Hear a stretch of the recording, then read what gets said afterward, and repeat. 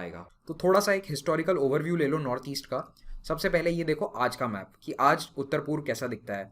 I am sure आपने map देखा होगा, लेकिन फिर भी देखो मैप से आपको क्या क्या इन्फॉर्मेशन इंटरप्रेट होनी चाहिए वो मैं आपको बताता हूँ। जब भी मैप देखो नॉर्थ ईस्ट का, सबसे पहले कैपिटल्स तो बहुत ही बेसिक है। कैपिटल याद नहीं है तो आप बहुत बड़ी दुविधा में है। कैपिटल्स तो आपको बिल्कुल याद होनी चाहिए, स्कूल लेवल की बातें हैं ये। नॉर्थ ईस्ट में वैसे टेक्निकली 8 स्टेट्स आते हैं, लेकिन अगर सिक्किम को हटा दो तो 7 सिस्टर्स के अंदर कौन से स्टेट हैं? अरुणाचल, असम, मेघालय, नागालैंड, मणिपुर, मिजोरम और त्रिपुरा। तो ये वाले स्टेट कहलाए जाते हैं 7 सिस्टर्स के अंदर। अब इनके अंदर भी ये बात याद रखो कि इनका ओवरऑल इवोल्यूशन कैसे हुआ है। पोस्ट इंडिपेंडेंस इंडिया का लेक्चर याद है आपको? तब मैंने आपको ये मैप दिखाया था और बताया था कैसे एक एक स्टेट किस किस साल में बना था। वहां पे एक मैप भी था जिसमें नॉर्थ ईस्ट के ईयर्स मैंने मार्क करके आपको बताए हुए थे, ये स्टेट इस साल में बना। तो देखो बेसिकली ब्रिटिशर्स के टाइम पे असम था। अब असम के अंदर ये सारा एरिया एक साथ असम में आता था। मणिपुर बस प्रिंसली स्टेट एक अलग था, सिक्किम अलग प्रिंसली स्टेट था और त्रिपुरा अलग। उसके अलावा पूरा नॉर्थ ईस्ट एक असम के अंडर में गवर्न होता था। और असम के अंदर भी ये जो अरुणाचल प्रदेश वाला एरिया है, इसे नॉर्थ ईस्ट फ्रंटियर एजेंसी नेफा के तहत एडमिनिस्टर किया जाता था। लेकिन ये नेफा यहाँ असम में जो बैठता था पॉलिटिकल एजेंट, वही संभालता था। और आज़ादी के बाद भी कुछ साल यही अरेंजमेंट बना रहा। भारत सरकार ने भी यही अरेंजमेंट रखा कि असम का गवर्नर ही नेफा और साथ साथ ये नगा हिल डिस्ट्रिक्ट्स और जो मणिपुर, उसके साथ ही ये मिजोरम वाला जो एरिया है, इन एरियाज को गवर्न करता था। तो ये बैकग्राउंड बना रहा। अब आप आज के ज़माने के हिसाब से अगर देखो तो आपको पहले तो ये देखो कि म्यांमार के साथ बॉर्डर्स किस किस के हैं? अरुणाचल, नागालैंड, मणिपुर और मिजोरम के। फिर एक चीज़ और याद रखना कि नागालैंड और अरुणाचल बॉर्डर शेयर करते हैं।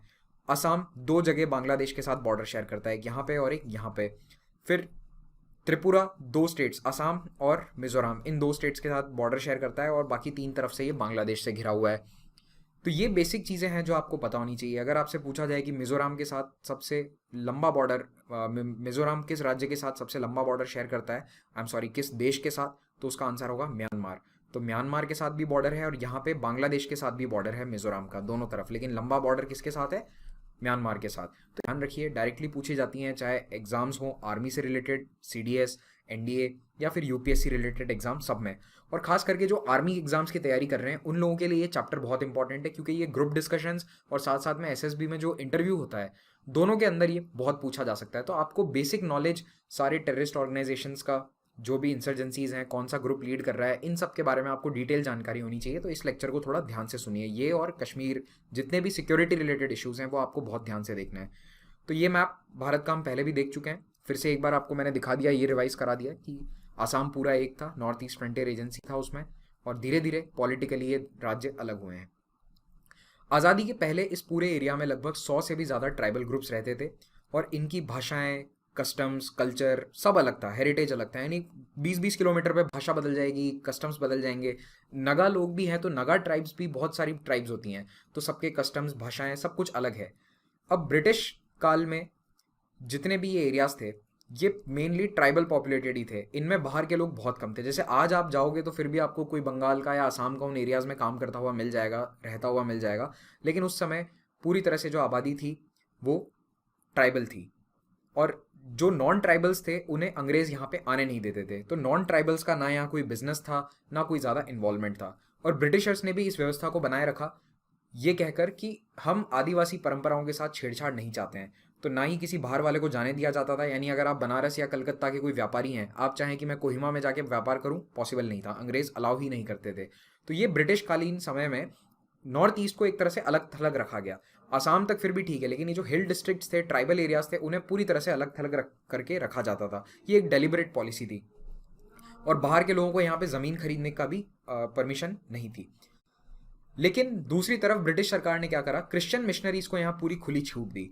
तो इसी कारण यहाँ पे कई क्रिश्चियन मिशनरीज एस्टैब्लिश हुए 19वीं और 20वीं सदी में। उन्होंने स्कूल बनाए, हॉस्पिटल बनाए, चर्चेस बनाए, अंग्रेजी भाषा लेकर आए और साथ ही साथ कन्वर्जन भी किए। तो आज अगर आप देखोगे तो भारत में जो सबसे ज़्यादा क्रिश्चियन पॉपुलेशन है परसेंटेज वाइज, वो इन राज्यों में है। नागालैंड, मिजोरम, मेघालय, ये सभी जो राज्य हैं इनके अंदर 85-87% प्लस पॉपुलेशन क्रिश्चियन है। तो इन राज्यों में क्रिश्चियनिटी काफ़ी फैल गई। और मणिपुर में भी साइजेबल क्रिश्चियन पॉपुलेशन है। लेकिन ये जो 3 राज्य हैं, नागालैंड, मिजोरम और मेघालय, ये ओवरवेलमिंगली क्रिश्चियन है। तो ये देश के एकमात्र ये देश के 3 राज्य हैं जिनके अंदर मेजॉरिटी पॉपुलेशन क्रिश्चियन होगी। तो अब आप ये समझिए कि क्रिश्चियन मिशनरीज को यहाँ आने दिया गया तो उसके कारण एक तो यहाँ पे मॉडर्न आइडियाज़ भी आए, तो काफ़ी मॉडर्न है सोसाइटी, इतनी पिछड़ी हुई नहीं है। लेकिन साथ ही साथ जो नेशनलिज्म है उसकी आंधी यहाँ तक नहीं पहुँच पाई। जो भारत का आज़ादी का आंदोलन था, प्रो इंडिपेंडेंस आंदोलन था, वो ट्राइबल एरियाज तक पहुँच नहीं पाया। तो इस तरह से जो मुख्य धारा से एक कटाव की भावना है वो इस क्षेत्र में रही कि हम मुख्य धारा से जुड़े हुए नहीं हैं। ऑब्वियसली बात है, जब एक तरफ तो भारत छोड़ो आंदोलन हो रहा है 1942 में और दूसरा उसकी कोई खबर ही यहाँ पे नहीं है, तो फिर थोड़ा सा कटाव तो महसूस होगा ही होगा। अब ऐसा नहीं है कि यहाँ पे अंग्रेज़ों के खिलाफ कभी बगावत नहीं हुई। रानी गाइडिनल्यू की का इतिहास याद है आपको? इस तरह के कई अंग्रेज़ों के खिलाफ आप देखेंगे बगावत हुई, लोगों ने विद्रोह भी किया। लेकिन वो कांग्रेस वाला और जो अन्य पार्टियों का जो मेन स्ट्रीम नेशनल मूवमेंट था, हमारा भारत का राष्ट्रीय आंदोलन था, उससे यहाँ पे इतना जुड़ाव नहीं था, या उसके अनुसार या उस नेशनल मूवमेंट के साथ साथ यहाँ पे आंदोलन नहीं होते थे। जैसे पूरे देश में सिविल डिसोबीडियंस चल रहा है, तो नॉर्थ ईस्ट में नहीं चल रहा था। उसका कारण क्या था? आइसोलेशन, कि ब्रिटिश इस पूरे एरिया को आइसोलेट करके रखते थे। तो इसीलिए यहाँ पे political, cultural, social, geographical, religious कोई भी कांटेक्ट नहीं था आदिवासी यहाँ की आदिवासी आबादी का दूसरे भारत के हिस्सों से। तो इसीलिए जो भारत की आज़ादी का आंदोलन है उसका यहाँ पे काफ़ी कम इम्पैक्ट पड़ा। और इसीलिए ये एक बहुत बड़ा रीज़न है कि जब भारत आज़ाद हुआ तो वही फीलिंग उस क्षेत्र में नहीं थी। जो नॉर्थ ईस्ट का एरिया है उस क्षेत्र में वो सेम भावनाएं नहीं थी। उनके लिए ये था कि पहले हम पे अंग्रेज़ राज कर रहे थे, आज हम पे एक दिल्ली की सरकार राज कर रही है, फ़र्क उतना ही है, हमारा खुद का रूल नहीं है, सेल्फ रूल नहीं है, ये वाली भावना थी। फिर भारत की सरकार ने क्या किया? आज़ादी के बाद पीपल टू पीपल कांटेक्ट बढ़ाने की कोशिश करी और ट्राइबल पॉलिसी लेकर आए, स्पेशल ट्राइबल पॉलिसी लाए। 6 शेड्यूल, अगर आपको याद हो, 6 शेड्यूल कॉन्स्टिट्यूशन में सिर्फ और सिर्फ नॉर्थ ईस्ट के लिए लाया गया था। और कई जगह ये प्रावधान करे गए कि इन्हें स्वायत्तता दी जाए, सेल्फ रूल दिया जाए, ऑटोनॉमस हिल काउंसिल्स बनाई जाए, डिसेंट्रलाइजेशन दिया जाए। कई नॉर्थ ईस्ट के राज्यों में हिल काउंसिल्स बनी हुई हैं। तो डिस्ट्रिक्ट और रीजनल काउंसिल्स बनाने से क्या है कि स्वायत्तता दी गई, उनके खुद के अधिकारों को उन्हें ही दे दिया गया कि आप अपने आप को एडमिनिस्टर कर सकते हैं, लोकल कानून बना सकते हैं, इस तरह के काफ़ी अधिकार दिए गए। तो इनिशियली केवल एक राज्य था असम और एक यूनियन टेरिटरी थी नेफा। पहले नॉर्थ ईस्ट फ्रंटियर एजेंसी जो है वो कहाँ से एडमिनिस्टर होती थी? असम से। असम का गवर्नर एडमिनिस्टर करता था। फिर 72 में नेफा को ट्रांसफर कर दिया यूनियन को, तो डायरेक्ट यूनियन टेरिटरी बन गई और 87 में अरुणाचल प्रदेश बना दिया गया उसे। ठीक है, 87 में अरुणाचल प्रदेश एक राज्य का दर्जा पा गया। तो जहाँ पे दूसरे देश के जो एरियाज़ हैं उनमें इतना डेवलपमेंट हो रहा था, उतना इन एरियाज़ में डेवलपमेंट भी नहीं हुआ। और इसका एक बहुत बड़ा कारण ज्योग्राफी भी है कि इस एरिया की ज्योग्राफी बहुत ही टिपिकल है, हिली एरिया है, बारिश बहुत होती है, जंगल हैं, तो यहाँ पे रोड्स, इंफ्रास्ट्रक्चर, कम्युनिकेशन, ये सभी बनाना, डेवलप करना बहुत मुश्किल है। तो सबसे पहले 50 के दशक में AZ फीजो के नेतृत्व में नागालैंड में बगावत शुरू होती है, आंदोलन शुरू होता है। बगावत कहना गलत होगा, आंदोलन शुरू हुआ था कि एक स्वायत्तता चाहिए, आज़ाद नागालैंड चाहिए। धीरे धीरे ये डिमांड मिजोरम, मणिपुर, त्रिपुरा, मेघालय सभी जगह से उठने लगी। 1960 में असम राज्य में असम को एकमात्र भाषा का ऑफिशियल दर्जा दे दिया गया। इससे भी काफ़ी आंदोलन हुए। जो ट्राइबल डिस्ट्रिक्ट्स हैं और जो नागा हिल्स वाले एरिया हैं, वहाँ पे पॉलिटिकल पार्टीज़ को ये लगा कि अब असमी और बंगाली जो हैं केवल ये 2 भाषाएं हैं, तो फिर हमारा क्या होगा, हमारी भाषाओं का क्या? और एक और डर था, देखो ऑफिशियल भाषा होने से ये नहीं होता कि आप अपनी भाषा छोड़ दोगे, लेकिन आज अगर भारत में इंग्लिश यूज़ करी जाती है ऑफिशियल लैंग्वेज के तौर पर, तो जो केवल इंग्लिश बोलेगा उसे ही सरकारी नौकरी मिलेगी। इसीलिए भारत में ऐसा अभी तक है नहीं। अगर इंग्लिश कंपलसरी हो गई कि भारत सरकार केवल इंग्लिश में ही अपना कामकाज करेगी, तो सभी लोगों को इंग्लिश सीखनी पड़ेगी। जो इंग्लिश नहीं सीखेगा उसे नौकरी नहीं मिलेगी, वो कोई ना डॉक्टर बन सकता है, ना प्रोफेसर, ना व्यापारी। तो इसी 1960 के इस असम वाले ऑफिशियल लैंग्वेज घोषित होने के निर्णय के बाद एक ऑल पार्टी हिल लीडर्स कॉन्फ्रेंस बुलाई गई 1960 में, और इसके अंदर ये डिमांड करी गई कि एक अलग राज्य बना दिया जाए भारत गणराज्य के अंदर। तो इस APHLC ने चुनाव लड़े और 11 में से 15 सीटें इसने पाली असम लेजिस्लेटिव असेंबली में, जो ऑटोनॉमस हिल डिस्ट्रिक्ट की सीटें थी।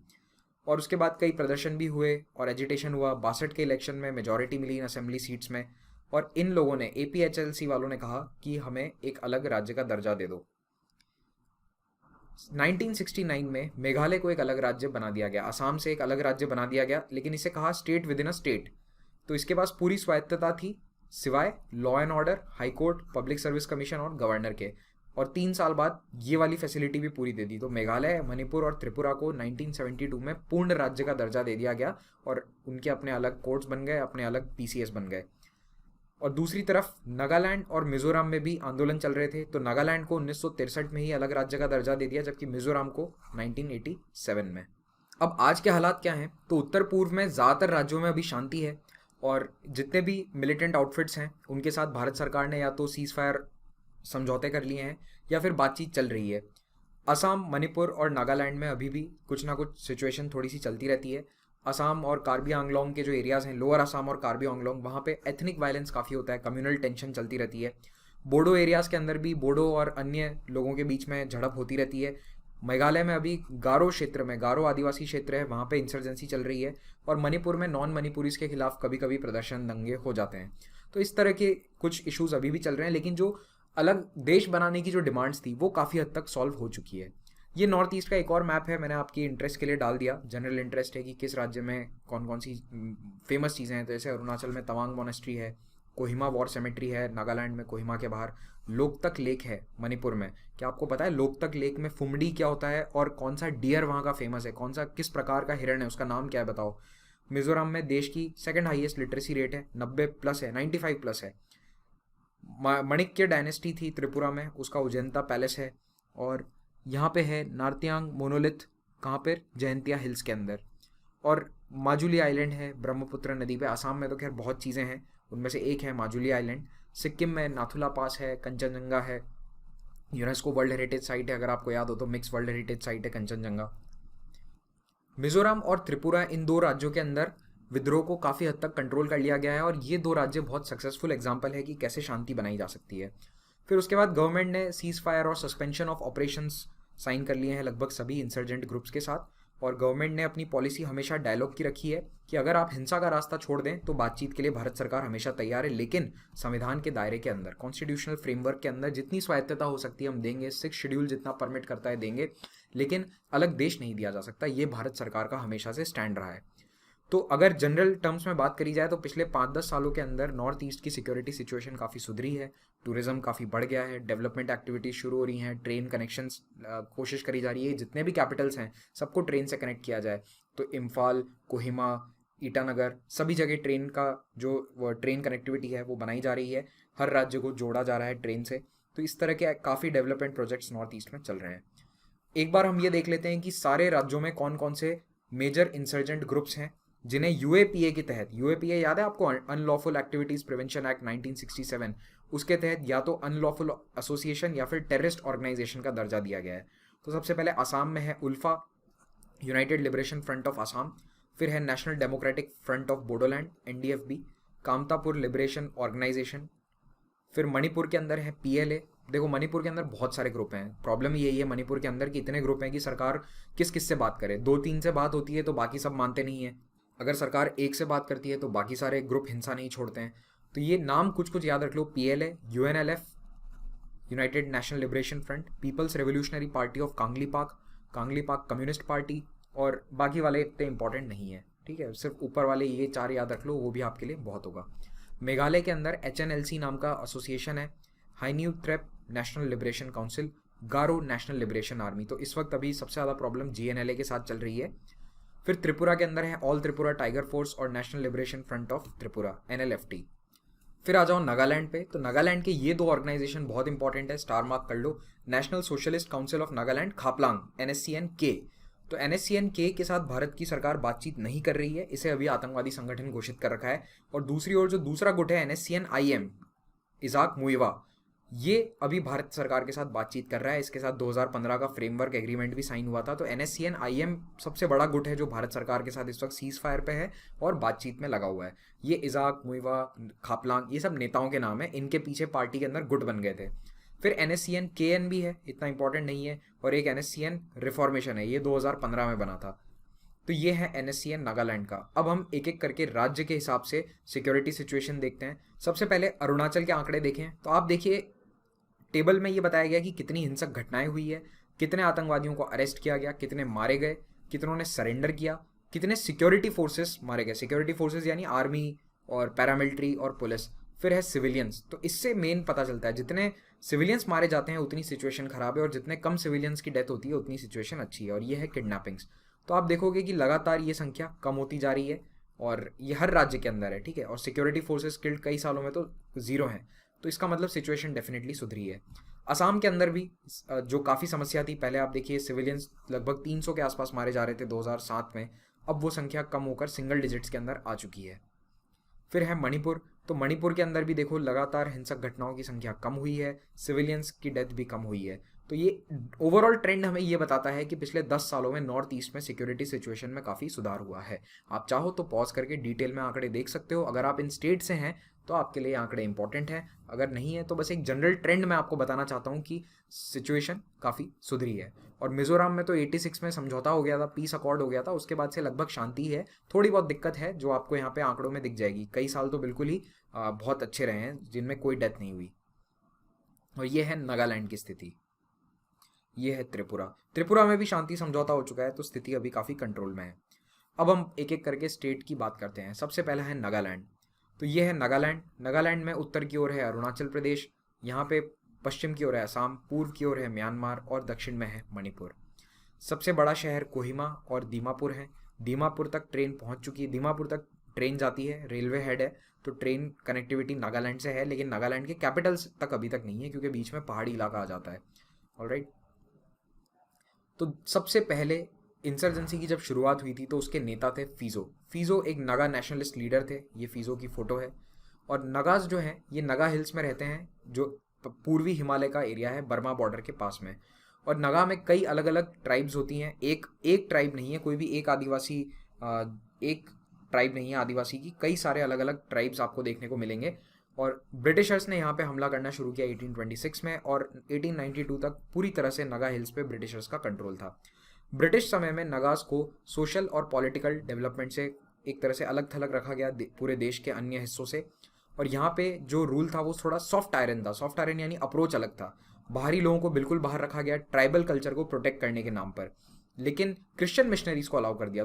क्रिश्चियन मिशनरीज ने काफ़ी बड़े स्तर पर कन्वर्जन किए, धर्म परिवर्तन का काम किया, और 88% आज नागालैंड की 88% आबादी क्रिश्चियन है। क्रिश्चियन मिशनरीज के कंटिन्यूअस प्रेजेंस के कारण एक चीज़ ज़रूर हुई है, नगा सोसाइटी आज काफ़ी एजुकेटेड है, पढ़ी लिखी है, मॉडर्न है, और वहाँ पे सामाजिक कुरीतियाँ थोड़ी कम है। अप्रैल 1945 में नगा हिल डिस्ट्रिक्ट ट्राइबल काउंसिल की स्थापना होती है, और फरवरी 1946 में जब आज़ादी मिलने ही वाली थी, ऐसा लग रहा था कि कुछ समय में आज़ादी भारत को मिल जाएगी, तो इसी हिल डिस्ट्रिक्ट ट्राइबल काउंसिल को रीऑर्गेनाइज किया गया नगा नेशनल काउंसिल के नाम से।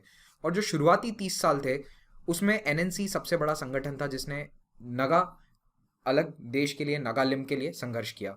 एनएनसी का ऑब्जेक्टिव था कि जो भारत सरकार है उसके साथ बातचीत करी जाए, ताकि जो ब्रिटिश सरकार जाएगी सन 47 में आज़ादी मिलने के बाद, भारत और नागालैंड के बीच में क्या रिलेशन रहेगा उसके बारे में डिटेल डिस्कशन किया जाए।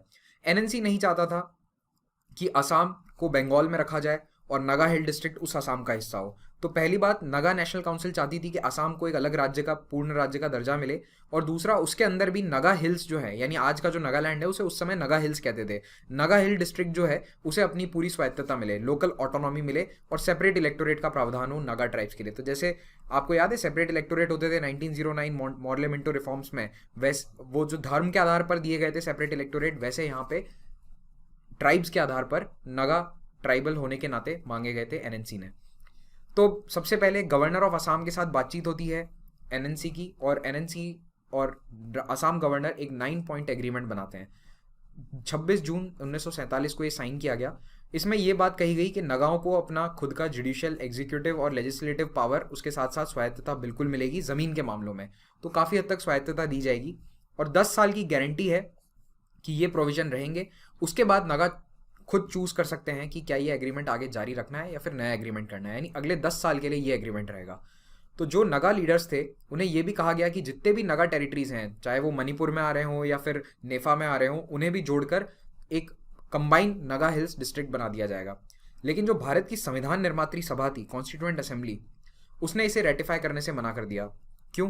क्योंकि कॉन्स्टिट्यूएंट असेंबली ने कहा कि हम एक तरह से अलग देश की डिमांड, ये जो आप कर रहे हो ये नहीं मान सकते, इतनी स्वायत्तता हम आपको नहीं दे सकते हैं। क्योंकि नगा लीडर्स के अनुसार भारत क्या था, एक गार्डियन पावर था। जैसा यूएस में होता है ना कि स्टेट्स जो हैं वो काफ़ी पावरफुल हैं, वहाँ पे क्या सिस्टम है, पूरा फेडरल सिस्टम है कि स्टेट्स काफ़ी पावरफुल हैं, और केंद्र सरकार केवल मेनली इंटरनेशनल रिलेशंस हो गया या फिर जो फेडरल लॉज है उनका काम देखती है। स्टेट के अपने खुद के कानून होते हैं, काफ़ी हद तक स्वायत्त हैं यूनाइटेड स्टेट्स में जो राज्य हैं। तो यहाँ पे नगा भी कुछ उसी तरह का सिस्टम सोच रहे थे कि फेडरल सिस्टम हो जिसमें भारत सरकार केवल विदेशी मामले या फिर डिफेंस ये सब देख ले और बाकी जितना भी ऑटोनॉमी है वो हमारे पास रहे। लेकिन भारत की संविधान सभा क्या चाहती थी? फेडरल प्लस यूनिटरी का मिक्स। और आप जानते ही हैं, पॉलिटी में आपने पढ़ा है, मैं कई बार ये चीज़ बोल चुका हूँ, भारत का जो संविधान है वो क्वाजी फेडरल है। कहने को फेडरल है उसमें फंक्शंस, लेकिन ज़्यादातर उसका झुकाव किस तरफ है? यूनिटरी की तरफ झुकाव है। तो इसीलिए संविधान सभा नहीं चाहती थी इतना ज़्यादा ऑटोनॉमी दी जाए किसी एक एरिया को, और कॉन्स्टिट्यूएंट असेंबली ने इस समझौते को रेटिफाई नहीं किया। उन्होंने मना कर दिया कि हम इस पर अपनी मोहर नहीं लगाएंगे, चाहे आसाम के गवर्नर ने समझौता कर लिया है लेकिन हम इसे नहीं मानेंगे। तो यहाँ से सारी प्रॉब्लम की शुरुआत होती है। तो कॉन्स्टिट्यूएंट असेंबली ने क्या कहा कि आपको केवल एक डिस्ट्रिक्ट की ऑटोनॉमी दी जा सकती है, वो भी संविधान के दायरे के अंदर, उसके बाहर हम नहीं जा सकते। ठीक है, ये नहीं कह सकते कि सारी टेरिटरीज यूनाइट कर दी जाएंगी, 10 साल बाद फिर से ऑप्शन दिया जाएगा, ये हमारे लिए मंजूर नहीं है। ये कहा केंद्र सरकार या संविधान सभा जो है उसने। तो आज़ादी के बाद भारत सरकार ने सबसे पहला काम जो शुरू किया वो नगा ट्राइब्स को भारत के मेन स्ट्रीम के साथ जोड़ने का, और उसमें भी सबसे पहला था कि आसाम के साथ जोड़ा जाए, कनेक्टिविटी बढ़ाई जाए, पीपल टू पीपल कॉन्टैक्ट बनाया जाए। लेकिन जो हार्ड लाइनर्स थे जैसे एजेड, फिजो, एनएनसी, ये इस इंटीग्रेशन के खिलाफ थे। उनका मानना था कि असम के लोगों का यहाँ आना जाना नहीं होना चाहिए, या फिर बाहर की कोई भी लोगों यहाँ नहीं आना चाहिए। और इन्होंने एनएनसी के बैनर तले विद्रोह छेड़ दिया एक अलग देश के लिए, सॉवरेन स्टेट, यानी हमें एक आज़ाद मुल्क चाहिए। और इसे कुछ ब्रिटिश ऑफिशियल्स और मिशनरीज ने भी बढ़ावा दिया। 1955 में ये जो आंदोलन था ये हिंसक हो गया और एक आर्म्ड रेबेलियन की शुरुआत हुई। यानी अभी तक तो क्या था, देखो प्रोटेस्ट हो रहे थे, बातचीत चल रही थी, लेकिन 1955 में हिंसक हो गया आंदोलन, बंदूकें सप्लाई होने लगी और गवर्नमेंट ऑफ इंडिया को वहाँ पे भेजनी पड़ी आर्मी। तो ये आर्मी भेजने के बाद से 1956 से नागालैंड में आर्मी है। और तब गवर्नमेंट ने उस समय एक बार तो इस जो विद्रोह है, इस विद्रोह को एक बार दबा दिया, लेकिन तब से कंटिन्यूसली प्रॉब्लम चली आ रही है। तो सरकार को ये समझ में आया कि जहाँ एक तरफ रिकन्सिलिएशन की ज़रूरत है, बातचीत की ज़रूरत है, और दूसरी तरफ नगा लोगों को अपनी ओर जीतने का भी एक बहुत बड़ा टास्क है, तो उसके लिए हम पूरी तरह से आर्मी को इस्तेमाल नहीं कर सकते। यानी आप स्ट्रॉन्ग हैंड नहीं रख सकते कि पूरी तरह से किसी को आप दबा दो केवल भय के दम पर या फिर फोर्स के दम पर। आपको फ्रेंडली अप्रोच रखना होगा। ये भारत सरकार को समझ में आया है, और इसीलिए भारत सरकार ने नगा ट्राइब्स को काफ़ी स्वायत्तता दे रखी है। नागालैंड की कल्चर को प्रिजर्व करने के लिए काफ़ी ऑटोनॉमी दी गई है। और एक बात और बता दूं आपको, आफ्सपा भी इसी समय लागू किया गया था। Armed forces special powers act भी लागू किया गया था लगभग 1956-1957 के आसपास।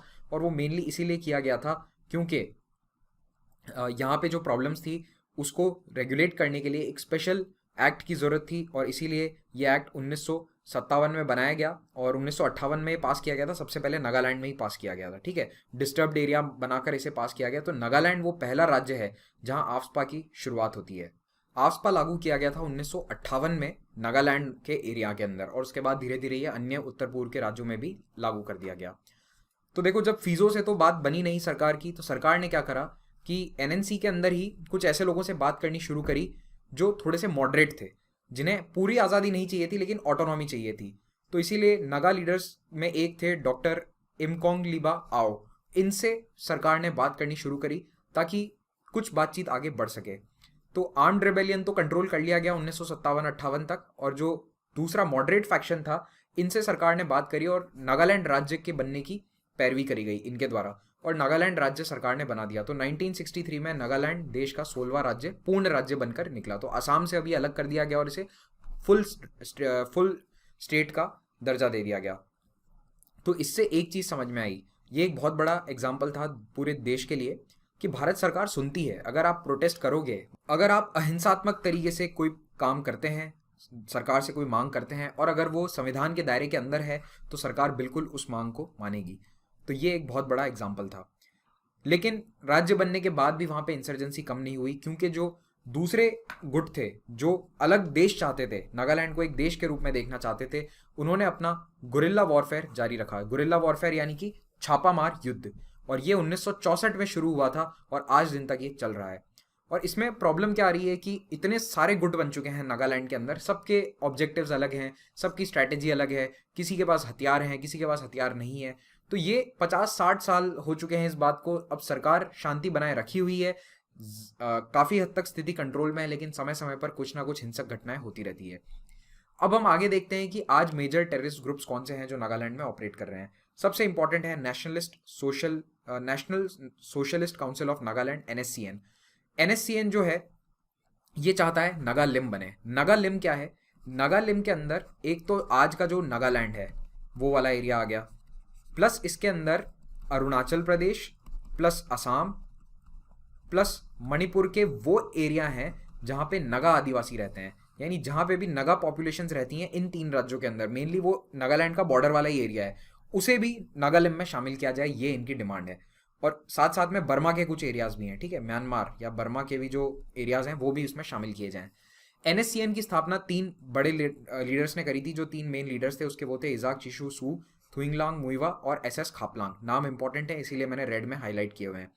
ये थोड़े से हार्ड लाइनर फैक्शन थे। देखो क्या होता है, जैसे जैसे समय होता जाता है ना, कोई भी संगठन है जिसमें जो हार्ड लाइनर था वो थोड़े थोड़े नरम पड़ते जाते हैं। ये दुनिया में सब जगह होता है। आज आप जिन नेताओं को जानते हैं जैसे रामविलास पासवान, रामदास अठावले, ये जो भारत के बड़े नेता माने जाते हैं पिछड़े वर्ग के, ये एक समय में 70-80 के दशक में तेज तर्रार हार्ड लाइनर लीडर थे। आप सोच भी नहीं सकते ये नेता कल को भाजपा के साथ चले जाएंगे, मतलब ये राइट विंग के साथ जुड़ सकते हैं, ऐसा किसी ने सोचा भी नहीं था। लेकिन आज 30 साल बाद ये हार्ड लाइनर नेता की तरह इनकी छवि नहीं है।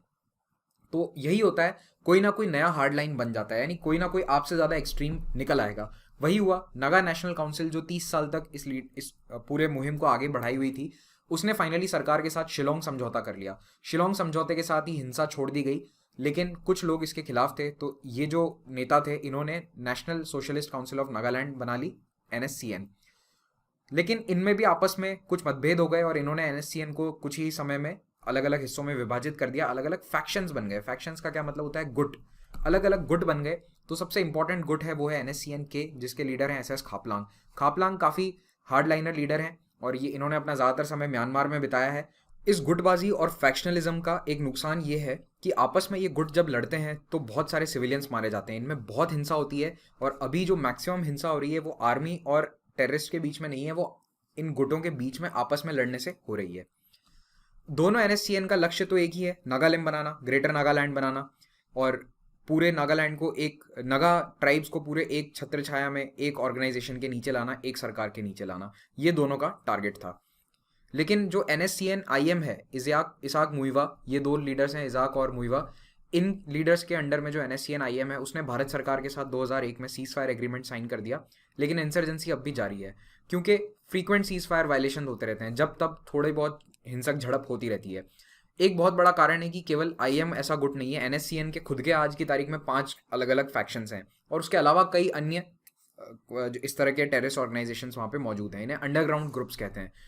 ये अंडरग्राउंड ग्रुप्स नागालैंड, मणिपुर, इन सभी जगहों पर एक तरह से एक्सटॉर्शन रैकेट चलाते हैं, या फिर ज़बरदस्ती लोगों से टैक्स लिया जाता है। जो ट्रक सेंटर होते हैं उनसे टैक्स वसूला जाता है, और एक पैरेलल गवर्नमेंट चल रही है। इनफैक्ट कोहिमा से कुछ दूर जो NSCN है वो अपनी खुद की एक पैरेलल गवर्नमेंट का हेडक्वार्टर बना के बैठा है। तो ये वाली स्थिति जो है, इससे लोग काफ़ी परेशान हैं। वहाँ पे हथियारों की तस्करी है, इनसे भी पैसा कमाया जाता है इन गुटों द्वारा। आर्म्स स्मगलिंग है और ड्रग्स की स्मगलिंग है। फिर जितने भी ट्राइबल ग्रुप्स हैं, फैक्शंस हैं कई सारे अलग, उनमें आपस में जब क्लैश होता है तो सिविलियंस मारे जाते हैं। इनके बीच में टेंशन्स भी जारी रहती है, तो जब तक कोई ना कोई प्रॉब्लम, छोटी मोटी प्रॉब्लम भी बहुत बड़ा रूप ले लेती है। तो ये इस वक्त करंट डेवलपमेंट्स हैं जो चल रहा है। अब नगा पीस अकॉर्ड की बात करते हैं 2015 की। 2015 अगस्त में NSCN IM ने भारत सरकार के साथ एक Naga peace accord framework agreement, जिसका नाम है, वो साइन किया। अब इसकी डिटेल्स अभी तक क्लियर नहीं है, भारत सरकार ने इसकी डिटेल्स पब्लिक नहीं करी हैं, होम मिनिस्ट्री ने, कि आखिर इस फ्रेमवर्क एग्रीमेंट में बात क्या हुई है। बस ये कहा गया है कि नगा समझौता हो चुका है, शांति समझौता हो चुका है, और NSCN IM अब भारत सरकार के साथ लड़ नहीं रहा। लेकिन डिटेल्स क्या है ये नहीं पता। प्रॉब्लम ये है कि NSCN IM एक तरफ अपना जो ग्रेटर नागालिम का सपना है कि ग्रेटर नागालिम एक अलग देश बनेगा, वो छोड़ चुकी है। तो दूसरी ओर भारत सरकार को भी ये प्रॉब्लम आ रही है कि अन्य राज्यों का जो एरिया है जो नागालैंड में शामिल करना है वो कैसे दिया जाएगा, क्योंकि असम, अरुणाचल और मणिपुर के जो चीफ मिनिस्टर हैं, वहाँ के पॉलिटिशियंस हैं, वहाँ के लोग हैं, वो साफ मना कर चुके हैं कि हम तो अपना एरिया नागालैंड में नहीं जाने देंगे, क्यों जाने देंगे। और इसीलिए इस फ्रेमवर्क एग्रीमेंट की अभी तक आगे डिटेल्स नहीं आई हैं और इस पर अभी वर्क चल रहा है। जब एटलीस्ट मैं जब ये वीडियो बना रहा हूँ तब इस पर अभी तक काम चल रहा है। लेकिन ये बात ज़रूर है कि बहुत बड़ा डेवलपमेंट है कि NSCN IM ने अपनी अलग देश की मांग छोड़कर कम से कम संविधान के प्रावधानों के अनुसार स्वायत्तता लेने की बात मान ली है, तो ये एक बहुत बड़ा डेवलपमेंट है कि कम से कम इंडिपेंडेंस, आज़ादी की बातें छोड़कर एक नागालैंड राज्य की बात पर तो आ गए हैं कि हाँ ग्रेटर ऑटोनॉमी दी जाए नागा एरियाज को, इस बात पर तो आ गए हैं। प्रॉब्लम अभी सारी यही आ रही है कि दूसरे राज्यों के एरियाज का क्या होगा। तो जैसे ही अगर ये न्यूज़ में आता है तो इसे आप थोड़ा अपडेट कर दीजिएगा, और अगर आएगा तो स्टडी IQ पे भी डेफिनेटली इसकी अपडेट आपको मिल जाएगी, जैसे ही जिस भी दिन अगर इसकी डिटेल्स पब्लिकली बाहर आती हैं। दूसरा राज्य है मणिपुर। तो ये है मणिपुर का मैप। मणिपुर में एक चीज़ ध्यान रखिएगा, ये वाला तो है प्लेन्स एरिया, यानी ये है मैदानी इलाका, और इसके अलावा चारों तरफ जो ये आपको एरिया दिख रहा है ये सारा पहाड़ी एरिया है, हिली टेरेन है मणिपुर का। तो इस प्लेन्स वाले एरिया में जो मेनली पॉपुलेशन रहती है वो तो है मेतेई, और जो ये पहाड़ी इलाके हैं इनमें रहते हैं या तो उत्तर में नगा, इसीलिए देखो नागालैंड वाले कह रहे हैं कि ये भी नागालिम में शामिल किया जाए, या फिर कुकी। तो ये दोनों है, और मिक्स पॉपुलेशन है, ऐसा नहीं कि केवल नगा रहते हैं या फिर केवल कुकी रहते हैं, काफ़ी मिक्स पॉपुलेशन है। तो लगभग 60% पॉपुलेशन हिंदू है, मेतेई है। मेतेई वहाँ के पुराने निवासी अपने आप को कहते हैं, और मेतेई हिंदू में वैष्णविज्म को फॉलो करते हैं। याद करो आर्ट एंड कल्चर में कितना वैष्णविज्म वहाँ पे इन्फ्लुएंस करता था, डांस को, आर्ट को, पेंटिंग्स को।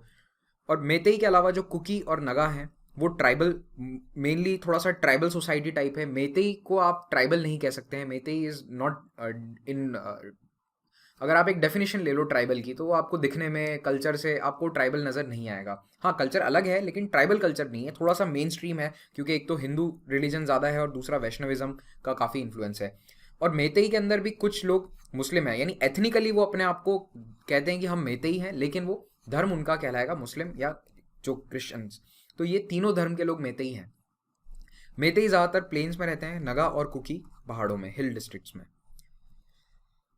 मणिपुर को अलग राज्य का दर्जा दिया गया था 1972 में, लेकिन यहाँ पे इंसर्जेंसी 64 में ही शुरू हो गई थी। 1964 में इंसर्जेंसी शुरू हुई, और ये बहुत वायलेंट नहीं हुई थी 1978 तक।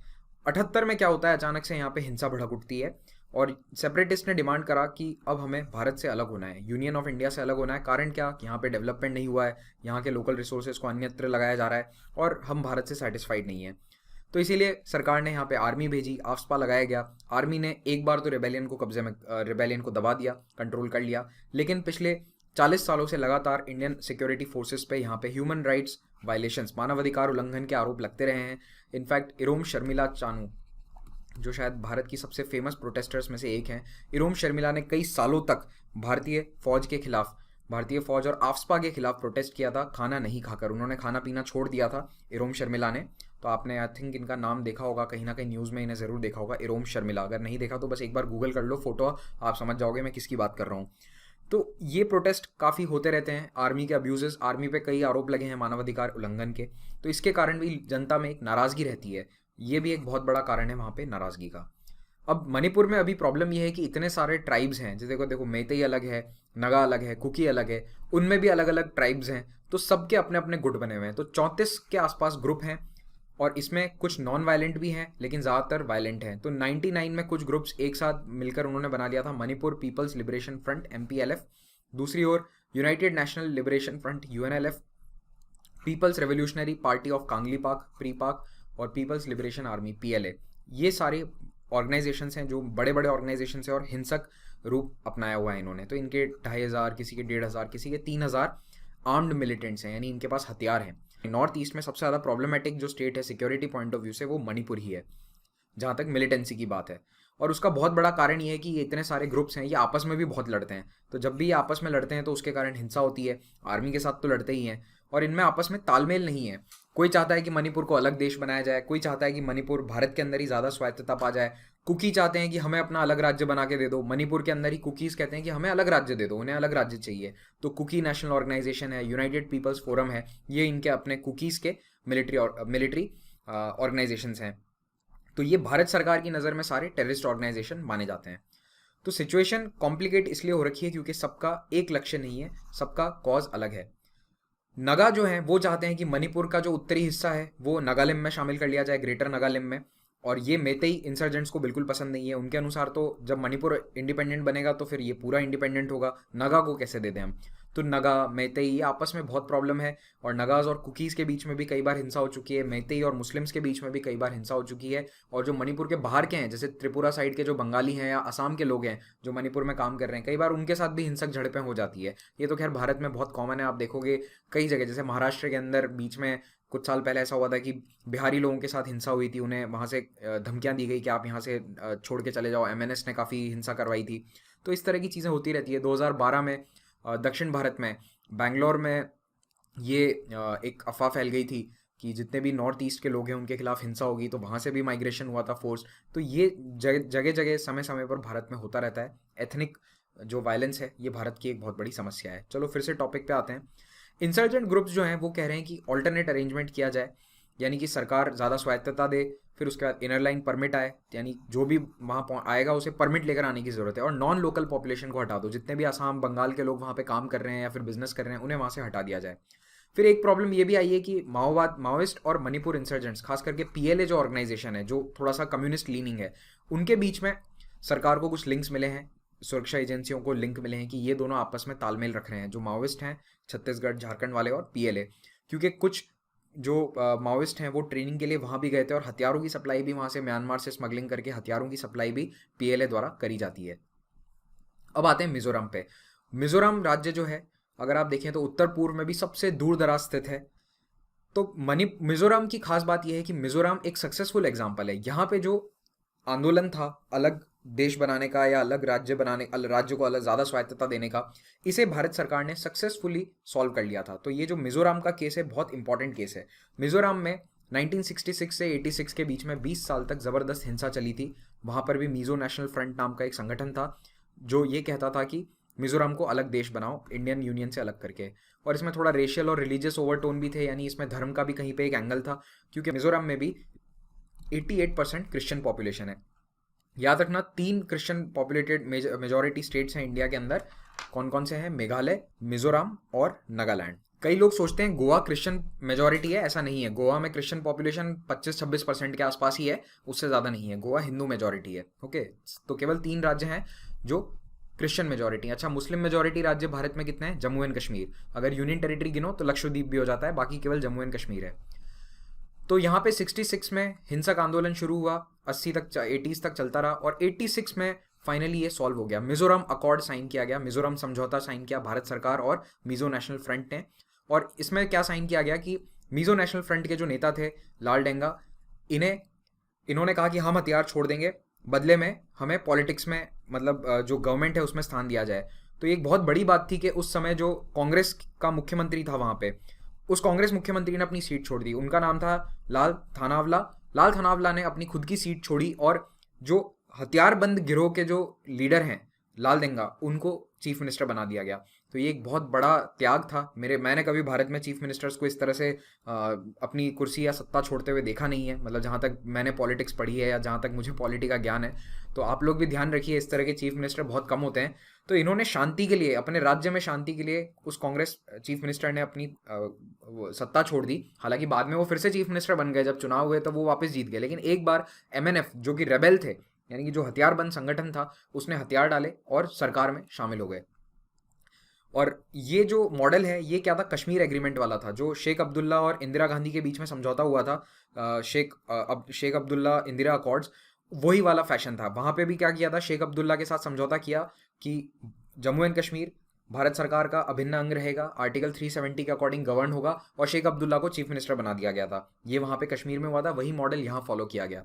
तो ये देखो, इंडियन कॉन्स्टिट्यूशन की या इंडियन पॉलिटिशियंस की एक फ्लेक्सिबिलिटी है। इसकी कहीं कहीं पे दाद भी देनी पड़ेगी। हम हर जगह बुराई करते हैं, लेकिन जहाँ पे तारीफ बनती है वहाँ ये एक बहुत अच्छा प्रो पॉइंट है कि एक 20 साल के हिंसक आंदोलन को यहाँ पे रोक दिया गया बिकॉज ऑफ पॉलिटिकल विल।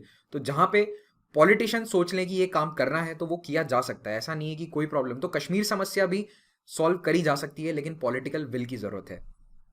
तो 3 फैक्टर्स बहुत इंपॉर्टेंट है इस प्रॉब्लम को सॉल्व होने में। पहला, तत्कालीन प्रधानमंत्री राजीव गांधी ने काफ़ी सिंसियर एफर्ट दिखाए थे, और मिजोरम के लोगों ने देखा कि हाँ, ये मतलब हवा में बातें नहीं कर रहे हैं, जो ये कह रहे हैं वो होगा, ये वो करके दिखाएंगे। तो इतना भरोसा होना चाहिए नेताओं पे, लोगों का।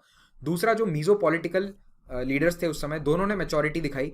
तो लाल डेंगा जो कि एमएनएफ के लीडर थे, और चीफ मिनिस्टर लाल थानावला, दोनों ने मैच्योरिटी दिखाई। थनावला ने अपनी गद्दी छोड़ी और लालडेंगा को चीफ मिनिस्टर बनने दिया। और फाइनली मिजो सिविल सोसाइटी का इसमें काफ़ी बड़ा रोल था, खास करके महिलाएं, क्योंकि महिलाओं ने इस 20 साल की हिंसा में बहुत कुछ सहा था। तो महिलाएं इसमें काफ़ी एक्टिव थी कि नहीं, अब शांति समझौता हो जाना चाहिए, बहुत हिंसा हो गई मिजोरम के अंदर। तो मिजोरम के जो ये नेता थे, इन्होंने बहुत ज़बरदस्त बदलाव देखा है। आज जो कई मिजोरम के एमएलए हैं वो एक समय में आतंकवादी हुआ करते थे, सरकार की नज़रों में बंदूक उठा के उन्होंने जंगलों में लड़ाई लड़ी है, लेकिन आज वो सेक्रेटरीट में बैठकर पॉलिसीज बनाते हैं या फिर डिबेट करते हैं। और इसका फ़ायदा पूरे राज्य को हुआ है। मिजोरम डेवलपमेंट में नॉर्थ ईस्ट में आज काफ़ी आगे है। वहाँ पे वाटर पाइपलाइंस, रोड्स, स्कूल्स बहुत डेवलप हुए हैं। खास करके स्कूल्स इतने डेवलप हो गए कि इस मीज़ो समझौते के 15 साल के अंदर अंदर मिजोरम देश का सबसे लिटरेट राज्य बन गया था, सबसे ज़्यादा साक्षरता दर वाला राज्य बन गया था। साक्षरता दर 95 के ऊपर पहुंच गई थी। तो इंटीग्रेशन विद मेनलैंड भी चल रहा है। कैसे कि मिजो जो है वहाँ पे ऑफिशियल भाषा हिंदी भी है, वहाँ के लोग इंग्लिश तो समझते ही हैं, हिंदी भी सीख रहे हैं। क्रिकेट काफ़ी पॉपुलर है और इंग्लिश अच्छी बोलने के कारण मिजोरम के लोगों को सर्विस इंडस्ट्री में बहुत नौकरियां मिलती है। अगर आप देखेंगे होटल इंडस्ट्री, जहाँ पे भी हॉस्पिटैलिटी इंडस्ट्री है, वहाँ पे मिजोरम के बहुत लोग आपको देखने को मिलेंगे। चाहे आप बेंगलोर देखिए, बेंगलुरु है, कोलकाता है, दिल्ली है, आप देखिए कई मिजोरम के लोग आपको वहाँ पे मिल जाएंगे। एयरलाइंस, होटल, मतलब हॉस्पिटैलिटी इंडस्ट्री में। उसका कारण ये है कि इंग्लिश बहुत अच्छा है और ये दिखाता है कि राज्य की जो साक्षरता दर है उसने कहीं ना कहीं लोगों का फ़ायदा किया है। तो ये फ़ायदा होता है, अगर देश समाज साक्षर होता है तो नौकरियाँ बढ़ती है, अपॉर्चुनिटीज़ बढ़ती हैं, समाज ऑटोमेटिकली तरक्की करता है। एक और अच्छा उदाहरण है जोरमथांगा, जो उस वक्त मिजो नेशनल फ्रंट के सेकंड इन कमांड हुआ करते थे, वाइस प्रेसिडेंट थे और ये डिफेंस मिनिस्टर थे। डिफेंस मिनिस्टर मतलब जो सरकार एमएनएफ चलाया करती थी। मतलब वहाँ पे यही होता है नॉर्थ ईस्ट में कि जो भी विद्रोही संगठन है वो अपनी खुद की सरकार चलाता है पैरेलल। उस सरकार के ये डिफेंस मिनिस्टर थे और सेकंड इन कमांड थे लालडेंगा के बाद। तो ये बाद में लालडेंगा बने, उसके बाद में ये भी चीफ मिनिस्टर बने। 1998 के चुनाव में ये जीते, 10 साल लगातार, 2 टर्म तक ये चीफ मिनिस्टर रहे। जोरामथांगा जैसे व्यक्ति जो बंदूकें लेके 80 के दशक में लड़ाई लड़ता था, वो व्यक्ति आज भारत सरकार की मदद कर रहा है नगा और असम में शांति लाने के लिए। यानी यहाँ पे समझौता हो गया तो अब नगा और असम रेबल्स हैं, उनके साथ बात करने की कोशिश करी जा रही है। तो ये काफ़ी बड़ी बात है कि एक ऐसा व्यक्ति जो रेडिकल सेपरेटिस्ट था, हिंसा पे उतारू था, उस व्यक्ति ने, जिसने भारत से आज़ादी की बातें करी हो, वो व्यक्ति आज चीफ मिनिस्टर है, सक्सेसफुल चीफ मिनिस्टर है और भारत सरकार की दूसरे एरियाज़ में भी मदद कर रहा है। तो ये बताता है कि चाहे हालात कैसे भी हों, चीज़ें सुधर सकती है। ये इसका बहुत इंपॉर्टेंट एग्जाम्पल है। तो इसे हमें पॉजिटिवली लेते हुए आगे बढ़ना है और इस एग्जाम्पल को आप कहीं दे सकते हैं। जैसे कभी पूछा जाए आपसे कि कश्मीर समस्या तो सॉल्व कर ही नहीं जा सकती, तो आप ये एग्जाम्पल दे सकते हैं मिजोरम का हमेशा।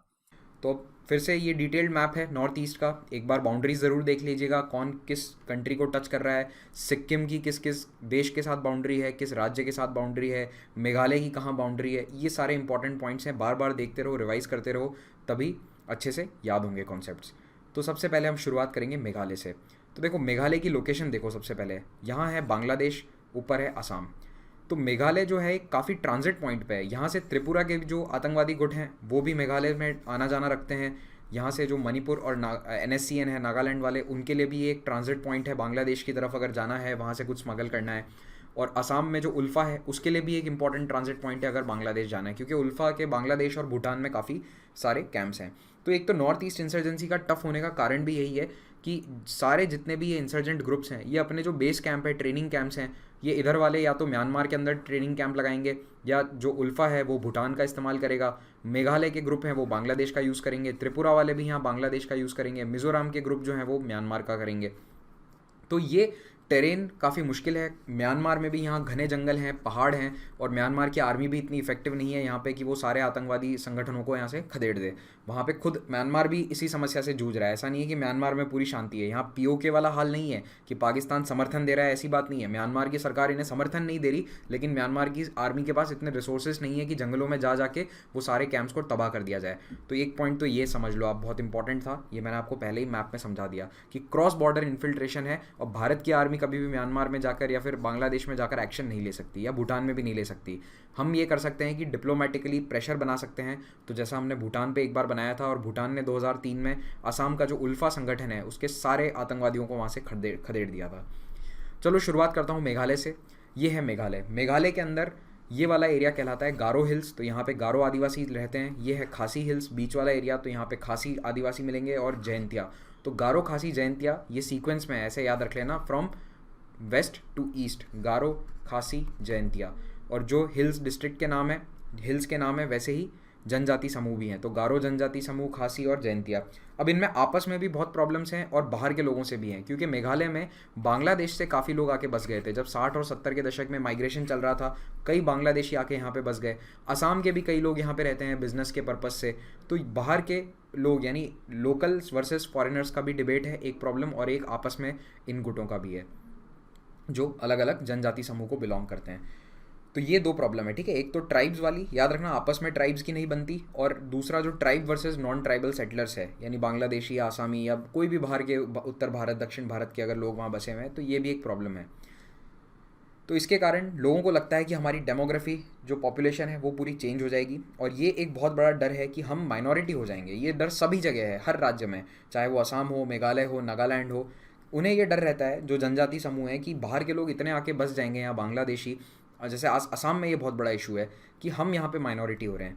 और ये ऐसे आंकड़ों से भी बहुत ज़्यादा डिबेट में आ जाता है ये पॉइंट। जैसे असम में कुछ साल पहले एक सेंसस हुआ था, 2011 के सेंसस में मातृभाषा पूछी जाती है, तो पहली बार ऐसा हुआ है कि 50% से कम लोगों ने आसामीज़ को अपनी मातृभाषा बताया, यानी अन्य भाषाएं, बंगाली बोलने वाले लोगों की संख्या बढ़ गई, 30 के आसपास पहुंच गई, और दूसरी अन्य छोटी भाषाएं तो हैं ही, बोलियां हैं ही, लेकिन आसामीज़ बोलने वाले जो लोग थे वो पहली बार आज़ादी के इतिहास के बाद से, या जब से सेंसस डेटा इकट्ठा हो रहा है उसके बाद, पहली बार असम में 50% से कम लोगों ने आसामीज़ को अपनी मातृभाषा बताया। तो असम के लोगों का कहना है, अहोम लोग जो अपने आप को जो अहोम वंश का वंशज मानते हैं, उनका कहना है कि ये बहुत ही खतरनाक स्थिति है, असम में बांग्लादेशी या बाहर के लोग आए जा रहे हैं, और सेम इशूज़ सभी जगह हैं।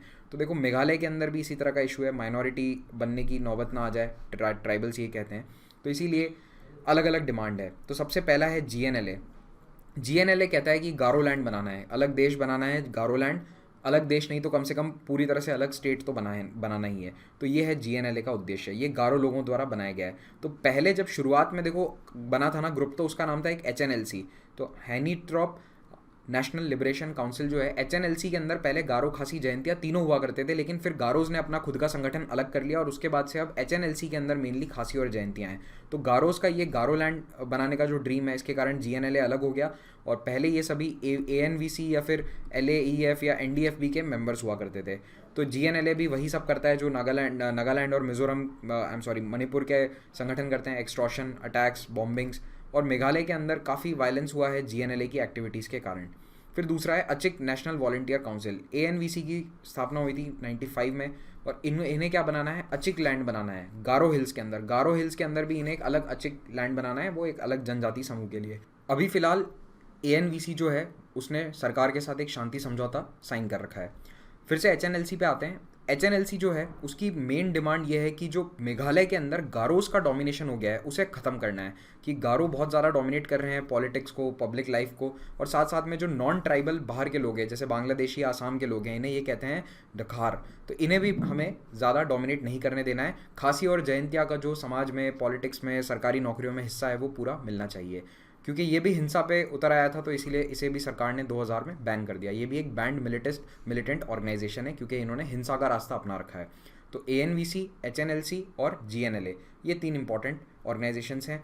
HNLC ने कई अन्य उत्तर पूर्व के संगठनों से अपने रिश्ते अच्छे बनाए, जैसे NSCN, IM, फिर NDFB बोडोलैंड वाला जो ऑर्गेनाइजेशन है, अगले लेक्चर में इसके बारे में बात करूँगा, उल्फा जो अभी आएगा आगे, और NLFT, क्योंकि मैंने आपको बताया मेघालय एकदम क्रॉस रोड पे है। तो मेघालय में त्रिपुरा, नागालैंड, असम, सभी जगह से अगर बांग्लादेश जाना है या कुछ स्मगलिंग करनी है तो सभी से अच्छे कांटेक्ट रखने, यहाँ पे HNLC से अच्छे कांटेक्ट रखने इन सभी के लिए भी ज़रूरी हैं। तो NSCN ने HNLC को कई बार पैसों से या फिर फाइनेंशियली या फिर बंदूकों से सपोर्ट किया है, और HNLC के ज़्यादातर जो नेता हैं वो ढाका में रहते हैं या फिर बांग्लादेश से ऑपरेट करते हैं, और HNLC अपने पैसे कमाने के लिए बांग्लादेश में बिजनेसेस भी ऑपरेट करता है। फिर एक छोटा सा ऑर्गेनाइजेशन है गारो हिल्स लिबरेशन आर्मी, इसमें मेनली जो पुलिस या आर्मी छोड़कर आए हैं वो लोग हैं, और ये भी गुरिल्ला अटैक सरकार या पुलिस के खिलाफ करते रहते हैं। अब मेघालय के अंदर किडनैपिंग, और रैंसम यानी कि फिरौती वसूलना, ये सब बहुत कॉमन हो चुके हैं। खास करके जो पश्चिमी डिस्ट्रिक्ट हैं, पश्चिम में क्या है, गारो हिल्स, क्योंकि वहाँ पे कोयला काफ़ी मिलता है, तो जो भी कोयले की खदान के मालिक हैं उनसे बहुत पैसा वसूला जाता है, उनके उनके घर वालों को किडनैप कर लिया जाता है। दूसरी चीज़, यहाँ पे एथनिक टेंशन बढ़ती जा रही है। खास करके जो बांग्लादेशी इमिग्रेंट्स हैं उनके बीच और लोकल लोगों के बीच में काफ़ी टेंशन्स रहती हैं, और कई बार क्लैशेस, झड़प भी हो जाती है छोटी छोटी बातों पे। फिर उसके बाद क्राइम भी यहाँ पे बढ़ता जा रहा है। क्राइम यानी कौन सा क्राइम, गांजा, कोकेन की स्मगलिंग, अफीम की स्मगलिंग, और उसके अलावा हथियारों की स्मगलिंग, नारकोटिक्स, ब्लैक मार्केटिंग। तो मेघालय क्योंकि बांग्लादेश और भारत के बीच में एक इंपॉर्टेंट स्मगलिंग रूट पे है, तो ये सारी परेशानियाँ यहाँ बढ़ती ही जा रही हैं। अब बात करते हैं त्रिपुरा की। त्रिपुरा तीन तरफ से बांग्लादेश से घिरा हुआ है। एक समय पे ये प्रिंसली स्टेट था, त्रिपुरी डायनेस्टी का यहाँ पे शासन था कई सौ साल तक, और अंग्रेज़ों के समय ये एक इंडिपेंडेंट प्रिंसली स्टेट था, मतलब ऑब्वियसली बात है अंग्रेज़ों के अधीन। लेकिन जब भारत आज़ाद हुआ तो यहाँ पे एक समस्या हुई। क्या समस्या, कि बांग्लादेश यानी आज का जो बांग्लादेश है वो उस समय पाकिस्तान में चला गया, पाकिस्तान बन गया। तो जो इस एरिया में हिंदू रहते थे वो सारे माइग्रेट करके यहाँ पर आ गए, क्योंकि उनके नज़दीक में भारत की यही वाली टेरिटरी थी, यही वाला एरिया था। तो काफ़ी हिंदू काफ़ी बंगाली हिंदू माइग्रेट करके त्रिपुरा में आके रहने लग गए। तो फिर से यहाँ पर भी वही प्रॉब्लम हुई, मूल निवासी यानी इंडिजिनस जो ट्राइबल पॉपुलेशन है, और वर्सेस जो बाहर से आकर रह रहे हैं बंगाली लोग। अब स्थिति ये है कि 2011 सेंसस के अनुसार जो ट्राइबल पॉपुलेशन है वो स्टेट की 30% है, और 70% जो है वो नॉन ट्राइबल पॉपुलेशन है। तो ट्राइबल्स का यहाँ पे ये कहना है कि फिर से हम यहाँ पे कम होते जा रहे हैं, और जो बाहर से आए हैं पिछले 70-80 सालों में वो लोग बढ़ते जा रहे हैं। तो ये समस्या त्रिपुरा के अंदर काफ़ी है। और त्रिपुरा आपको बता दूं कि मेनली एक हिली, पूरी तरह से पहाड़ी राज्य है। कनेक्टिविटी का बहुत यहाँ पे अभाव है। केवल एक हाईवे है, नेशनल हाईवे, जो यहाँ पे मेनलैंड इंडिया से त्रिपुरा को जोड़ता है। इसीलिए भारत सरकार कोशिश कर रही है, और भारत सरकार सक्सेसफुल भी रही है, कि बांग्लादेश के थ्रू कनेक्टिविटी लिंक मिल जाए। यानी कोलकाता से अगरतला का डिस्टेंस वैसे ज़्यादा नहीं है, केवल 500-600 किलोमीटर है, लेकिन बांग्लादेश से होकर। तो वहाँ से बस सर्विस चालू हो गई है, ट्रेन सर्विस चालू करने की कोशिश की जा रही है, और ये भी कोशिश है कि नीचे यहाँ पे चितगोंग पोर्ट जो है, चितगोंग पोर्ट से डायरेक्ट एक्सेस मिल जाए त्रिपुरा को। तो ये सारी कोशिशें करी जा रही है भारत सरकार द्वारा, क्योंकि त्रिपुरा वैसे अगर आप जाओ कोलकाता से त्रिपुरा जाना है तो आपको पूरा पश्चिम बंगाल, असम, उसके बाद असम पूरा क्रॉस करके फिर यहाँ से आओगे आप NH8 से। तो ये लगभग 1500 किलोमीटर की जर्नी हो जाती है, इसमें 3 से 4 दिन लग जाते हैं बाय रोड। और ये जो हाईवे है, ये बारिश में इतना पुअर हाईवे है, इसकी हालत इतनी ख़राब हो जाती है कि यहाँ पे केवल मिट्टी और कीचड़ बचता है, जिसमें ट्रक्स फंस जाते हैं। तो हर साल 2-3 महीने ये हाईवे पूरी तरह से ख़राब स्थिति में रहता है। अभी हालांकि जब मैं ये वीडियो बना रहा हूँ उस वक्त ये न्यूज़ आ रही थी कि हाईवे बनाया जा रहा है और ऑलमोस्ट अच्छी कंडीशन में हो गया है। तो अब ये ऑल वेदर रोड है, यानी ये प्रॉपर टारमैक बना दिया गया है, तो अब ये बारिश के अंदर ख़राब नहीं होगा। बाकी ये पहले जैसे आप नेशनल हाईवे आपने देखे होंगे उत्तर दक्षिण भारत में, वैसे ये नेशनल हाईवे नहीं है जो आप बारिश के समय भी आराम से इस पर गाड़ी चला सको। यहाँ पे गाड़ियाँ सारी फंस जाती थी। तो त्रिपुरा के साथ बहुत बड़ी प्रॉब्लम है ज्योग्राफी की। एक तो पहाड़ी इलाका, फॉरेस्ट बहुत ज़्यादा है, फॉरेस्ट कवर राज्य का 75% से भी ज़्यादा है, तो फॉरेस्ट एरिया बहुत ज़्यादा है। तो ये सारी प्रॉब्लम्स थे इंसर्जेंसी को कंट्रोल करने के लिए। अब त्रिपुरा में जो हिंसा है वो 1990 के दशक में शुरू होती है। यहाँ पर एक ऑटोनॉमस हिल काउंसिल है, Tripura tribal areas autonomous district council. इस ऑटोनॉमस काउंसिल ने बार बार ये डिमांड करी कि हमें स्वायत्तता ज़्यादा दी जाए। तो फाइनली भारत सरकार, राज्य सरकार और काउंसिल के बीच में एक समझौता हुआ और स्वायत्तता बढ़ा दी गई। गवर्नमेंट ने तब से इस आंदोलन को कंट्रोल कर लिया है, और 2003 के बाद से हिंसा कम होती जा रही है। अब ये देखो, ऑटोनॉमस डिस्ट्रिक्ट काउंसिल्स के बारे में आपको पता होना चाहिए। ऑटोनॉमस डिस्ट्रिक्ट काउंसिल जो हैं वो कौन से शेड्यूल के तहत होती हैं, बताओ आप, शेड्यूल 5 या शेड्यूल 6? कौन से वो राज्य थे? AMMT याद आया? कुछ पॉलिटी में पढ़ाया था कौन कौन से राज्य थे AMMT के अंदर और कौन से नहीं थे। तो आपको ये होमवर्क है, जाके इसे लिख लो कि कौन कौन से राज्य के अंदर ऑटोनॉमस काउंसिल शेड्यूल 5 के अंडर में आएंगी और किस में शेड्यूल 6 के अंडर में आएंगी। तो त्रिपुरा का ज़्यादातर एरिया आप देखो जोग्राफिकली, ये जितना भी कलरफुल एरिया दिख रहा है ये पूरा ऑटोनॉमस काउंसिल के अंडर में आता है। ऑलमोस्ट 70% एरिया तो ऑटोनॉमस काउंसिल के अंडर में है। और पूरे नॉर्थ ईस्ट में बहुत सारी ऑटोनॉमस काउंसिल है। आप यहाँ देखो, गोरखालैंड, बोडोलैंड, गारो खासी, जयंतिया हिल्स, कार्बी अंगलोंग, दीमा हसाओ। यहाँ पे देखो कुछ डेटा दिया हुआ नहीं है इस मैप के अंदर। मणिपुर और नागालैंड के अंदर भी काफ़ी सारी ऑटोनॉमस काउंसिल है, खास करके मणिपुर में भी बहुत हैं। तो ये सारा डेटा भी पूरा नहीं है। यहाँ पे देखो मिजोरम के अंदर भी चकमा और मार या फिर लाई ऑटोनॉमस डिस्ट्रिक्ट काउंसिल, और त्रिपुरा के अंदर देख सकते हो आप जो मेनली जो पहाड़ी एरिया है वो पूरा का पूरा ऑटोनॉमस हिल काउंसिल में आता है। तो इसका मैं आपको बताना ये चाहता हूँ इस मैप के माध्यम से कि जितने भी पहाड़ी एरिया हैं जहाँ ट्राइबल पॉपुलेशन ज़्यादा है, सरकार यही कोशिश करती है कि ऑटोनॉमस काउंसिल बना के दे दी जाए। ऑलराइट, तो अब हम देखते हैं इस इंसर्जेंसी की शुरुआत कैसे होती है। 1971 में एक ग्रुप बना, त्रिपुरा उपजाति जुबा समिति, फिर बना त्रिपुरा नेशनल वॉलंटियर्स 1981 में। लेकिन अभी जो पिछले 20-30 सालों से मेन ऑर्गेनाइजेशन है वो है national Liberation Front of Tripura NLFT, जो 1989 में बना था। और इसका आर्म्ड विंग, जो हथियारबंद इसका आर्मी है इसकी, वो है नेशनल होली आर्मी और ऑल त्रिपुरा टाइगर फोर्स। और इन्होंने क्या लक्ष्य रखा है कि भारत से अलग होकर त्रिपुरा को अलग देश बनाना है, इंडिपेंडेंट त्रिपुरी स्टेट। NLFT को भारत ने एक आतंकवादी संगठन घोषित कर रखा है।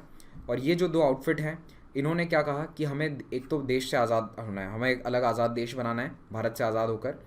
फिर जो त्रिपुरा किंगडम का 1949 में भारत के साथ विलय हुआ था उसके ये खिलाफ हैं। फिर इन्होंने एक डिमांड रखी कि त्रिपुरा को जितनी हो सके उतनी सॉवरेंटी दो, जितने भी बाहर से लोग आए हैं, इलीगल माइग्रेंट्स हैं, बांग्लादेश से आए, उन्हें निकाल बाहर फेंको।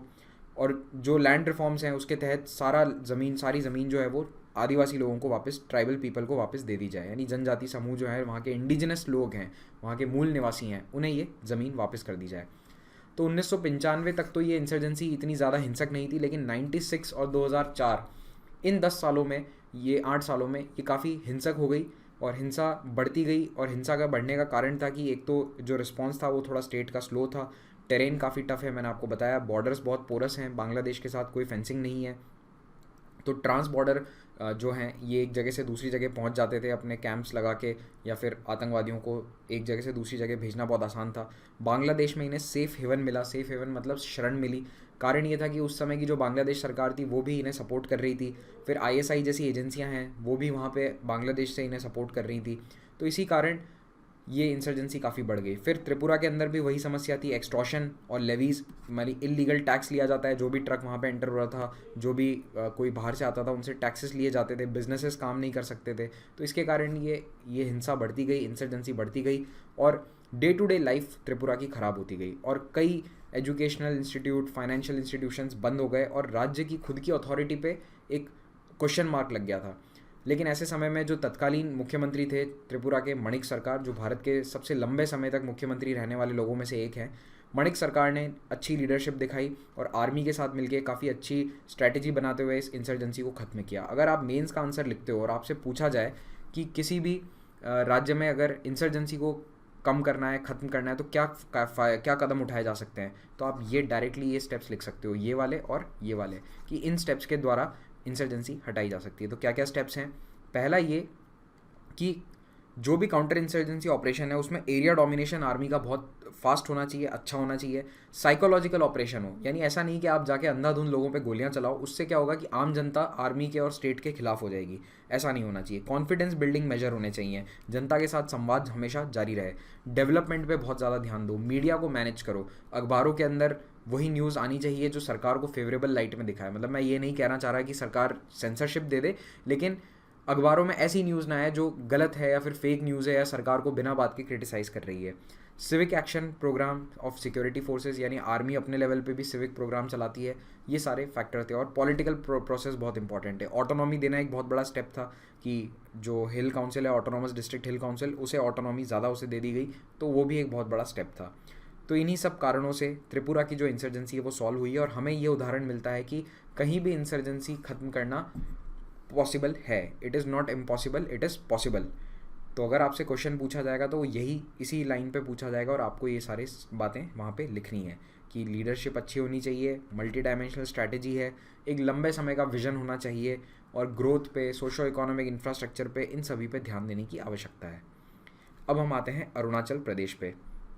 अब आप सोच रहे होंगे अरुणाचल प्रदेश में कौन सी हिंसा है, हमने तो कभी सुना नहीं। तो देखो, इतनी हिंसा नहीं है, लेकिन अरुणाचल प्रदेश की जो ज्योग्राफी है वो ऐसी है कि इसके कारण अरुणाचल प्रदेश ट्रांजिट पॉइंट पे है।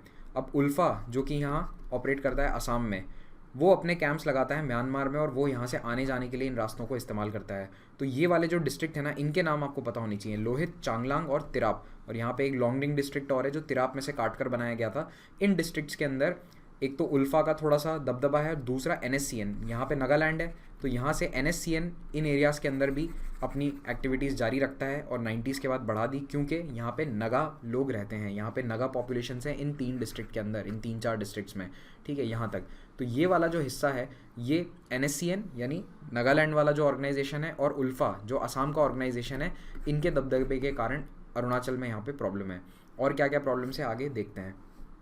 तो अरुणाचल के जो पूर्वी डिस्ट्रिक्ट हैं, तिराप, चांगलांग, लोंगडिंग, इनके अंदर एनएससीएन जो कैडर है वो बहुत एक्टिव है। और एनएससीएन में भी जो दो गुट हैं, एनएससीएम आईएम और एनएससीएन के, ये आपस में यहाँ पे बहुत लड़ते हैं। मतलब इनका टर्फ वॉर चलता है कि कौन ज़्यादा यहाँ पे डोमिनेंट हो सकता है, कौन ज़्यादा दबदबा बना सकता है। क्योंकि नागालैंड में तो जिसे जो एरिया पे कब्जा करना था उसने कर लिया। अब ये वाली टेरिटरी जो है ये इनके लिए नई नई टेरिटरी थी, न्यू एरिया था। तो इसमें इन्होंने पूरी कोशिश करी कि अपना दबदबा बनाया जाए, और इसके कारण बहुत हिंसा हुई। तो यहाँ पे किडनैपिंग्स काफ़ी हुई, एक्सटॉर्शन हुआ। ये 90 के दशक से चला आ रहा है। और ये जो फैक्शनल क्लैश है इसके कारण अभी भी वहाँ पे कभी कभी हिंसा शुरू हो जाती है। इसके अलावा उल्फा आई, जो परेश बरुआ का संगठन है, अभी बताऊँगा क्या है परेश बरुआ, कौन है उल्फा, कौन है। तो उल्फा आई का यहाँ पे काफ़ी प्रेजेंस है। ये इन डिस्ट्रिक्ट्स का इस्तेमाल करते हैं म्यांमार आने जाने के लिए, इनके लिए रास्ता है। और यहाँ पे बहुत ही घने जंगल हैं। तो जैसे मानभूम रिजर्व फॉरेस्ट है लोहित डिस्ट्रिक्ट में, इसका इस्तेमाल किया जाता है ट्रांजिट कैंप के लिए। देखो एक दिन में ये जर्नी पूरी नहीं हो सकती, तो यहाँ से यहाँ तक आने के अंदर बीच में रुकना पड़ता है, ट्रेनिंग वगैरह चलती रहती है। तो यहाँ लोहित वाले डिस्ट्रिक्ट में ट्रांजिट कैंप्स लगाए जाते हैं, और फिर असम में हिंसक घटनाएं करी जाती है। और असम क्या है, प्लेन्स का एरिया है, तो यहाँ पे आर्मी के ऑपरेशन आराम से होते हैं, छुपने की जगह नहीं है। तो जैसे ही कोई यहाँ पे आतंकवादी घटना घटती है, और उल्फा के जो कैडर हैं वो जाके अरुणाचल के पहाड़ों में और जंगलों में छुप जाते हैं, क्योंकि ये तो पूरा पहाड़ी इलाका है, हिमालय पर्वत है और बहुत ही घना जंगल है। तो यहाँ पे इस प्लेन वाले एरिया से निकल कर वो अरुणाचल के इन एरियाज़ के अंदर जाके छुप जाते हैं, या फिर क्रॉस करके म्यांमार चले जाते हैं। तो इसीलिए ये डिस्ट्रिक्ट जो हैं इतने स्ट्रैटेजिक हैं।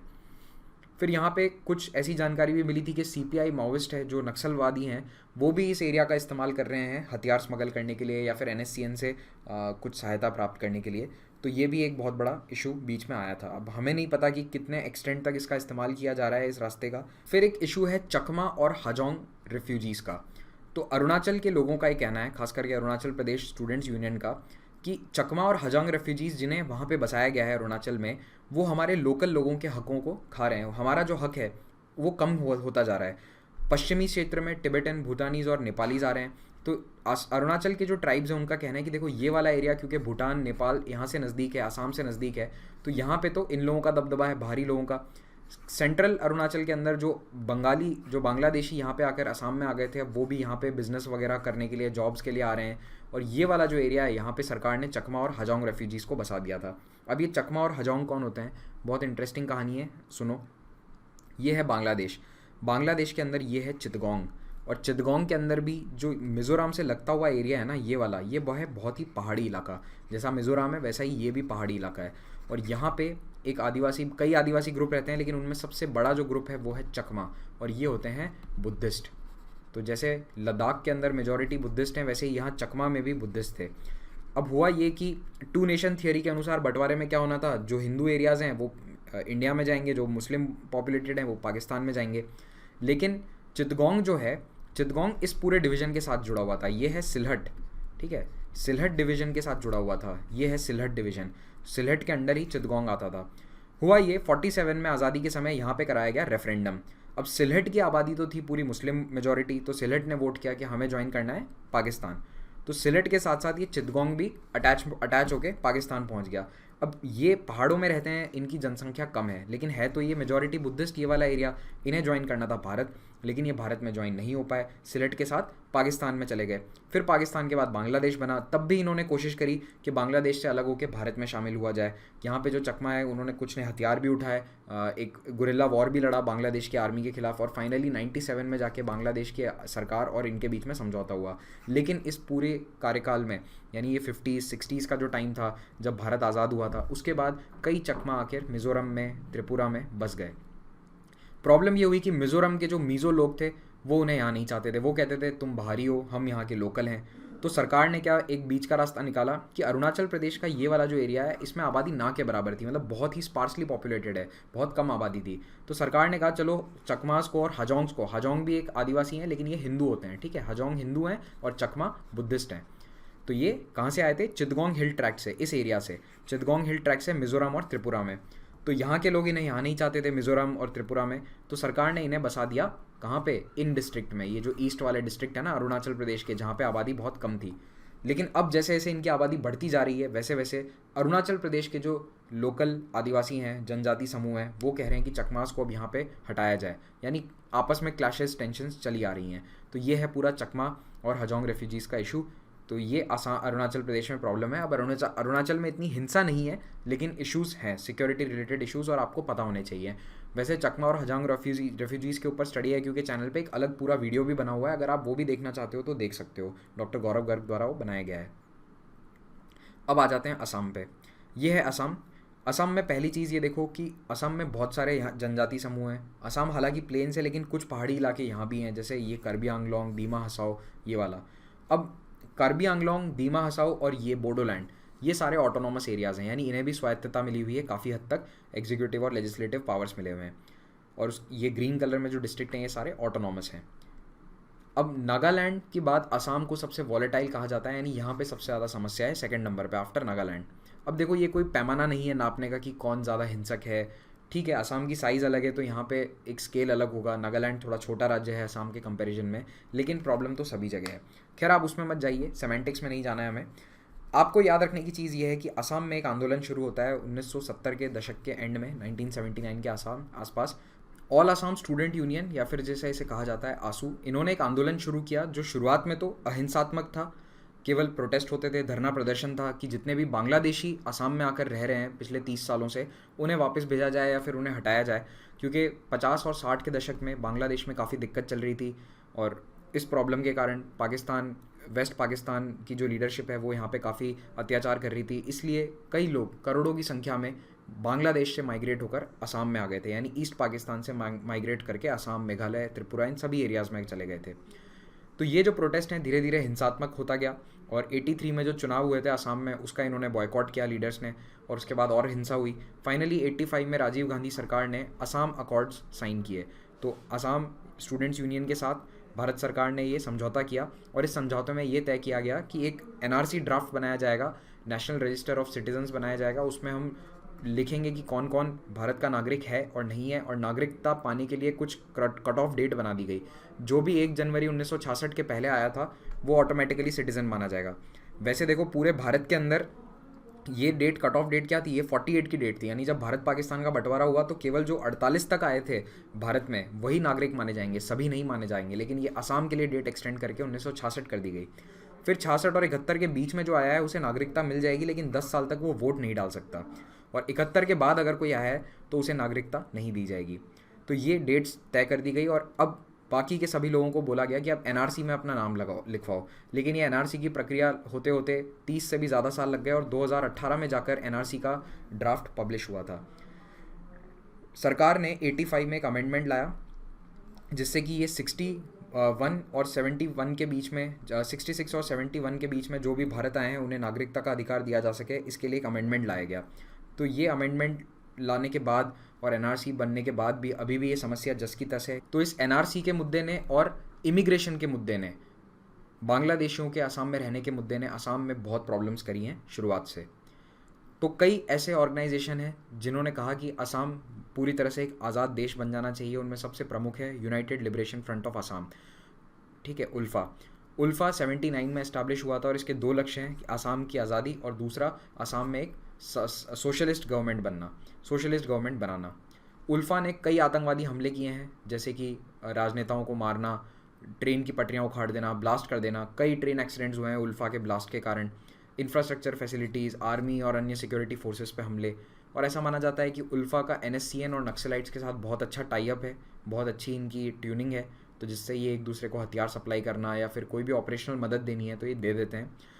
उल्फा के ज़्यादातर कैंप्स भूटान में चला करते थे, क्योंकि भूटान भी काफ़ी पहाड़ी इलाका है, जंगल है वहाँ पे, तो वहाँ की आर्मी ने भी इन्हें काफ़ी समय तक हटाया नहीं, टॉलरेट करते गए। लेकिन फाइनली 2003 में भारत सरकार के दबाव में आकर भूटान की आर्मी ने भारतीय आर्मी के साथ मिलकर एक कैंपेन चलाया, और 2003 में भूटान से उल्फा का पूरा सफाया कर दिया, और उसमें कई 100 उल्फा के कैडर्स मारे गए, कई अरेस्ट भी हुए, और इससे उल्फा की कैपेबिलिटी काफ़ी कम हो गई।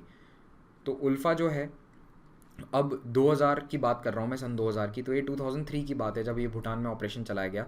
उसके बाद भी उल्फा पूरी तरह से ख़त्म नहीं हुआ है, हालांकि काफ़ी नुकसान हुआ, लेकिन अभी भी उल्फा जो है वो कुछ ना कुछ हिंसक घटनाएं करता रहता है। 2005 से लेकर 2015 के बीच में भी उल्फा ने काफ़ी हिंसक घटनाएं करी हैं, लेकिन अब एक चेंज आया था 2008 में। उल्फा के कुछ नेता जो हैं वो भारत सरकार से बातचीत को तैयार हो गए, यानी उन्होंने ये डिमांड छोड़ दी कि हम आज़ाद देश चाहते हैं, क्योंकि भारत सरकार कभी भी ऐसे किसी संगठन से बात ही नहीं करेगी जो अपनी आज़ाद देश की बात करता हूँ। हाँ, स्वायत्तता की बात अलग है, कुछ स्पेशल रूल्स, स्पेशल नियम कायदे लाने तो बात अलग है।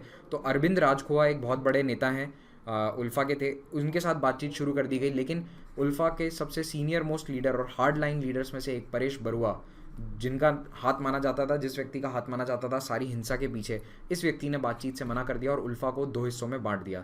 तो परेश बरुआ ने अपनी उल्फा इंडिपेंडेंट अलग बना दी और कहा कि मेरा अरविंद राजखोआ और अन्य नेताओं से कोई लेना देना नहीं है जो असम को धोखा देकर दिल्ली से बातचीत कर रहे हैं। तो अब परेश बरुआ जो है वो अभी भी, जब मैं ये वीडियो बना रहा हूँ, अरेस्ट नहीं हुआ है। परेश बरुआ कहते हैं कि म्यांमार के जंगलों में कहीं रह रहा है और अभी जो हिंसक घटनाएं छुटपुट होती रहती हैं वो ये परेश बरुआ वाला जो फैक्शन है उल्फा आई, ये करवाता रहता है। और उल्फा का भी बांग्लादेश में और म्यांमार में काफ़ी इन्वॉल्वमेंट है, वहाँ पे उनके बेस हैं, वहाँ से ही वो ऑपरेट करते हैं, इनके लीडर्स जो हैं।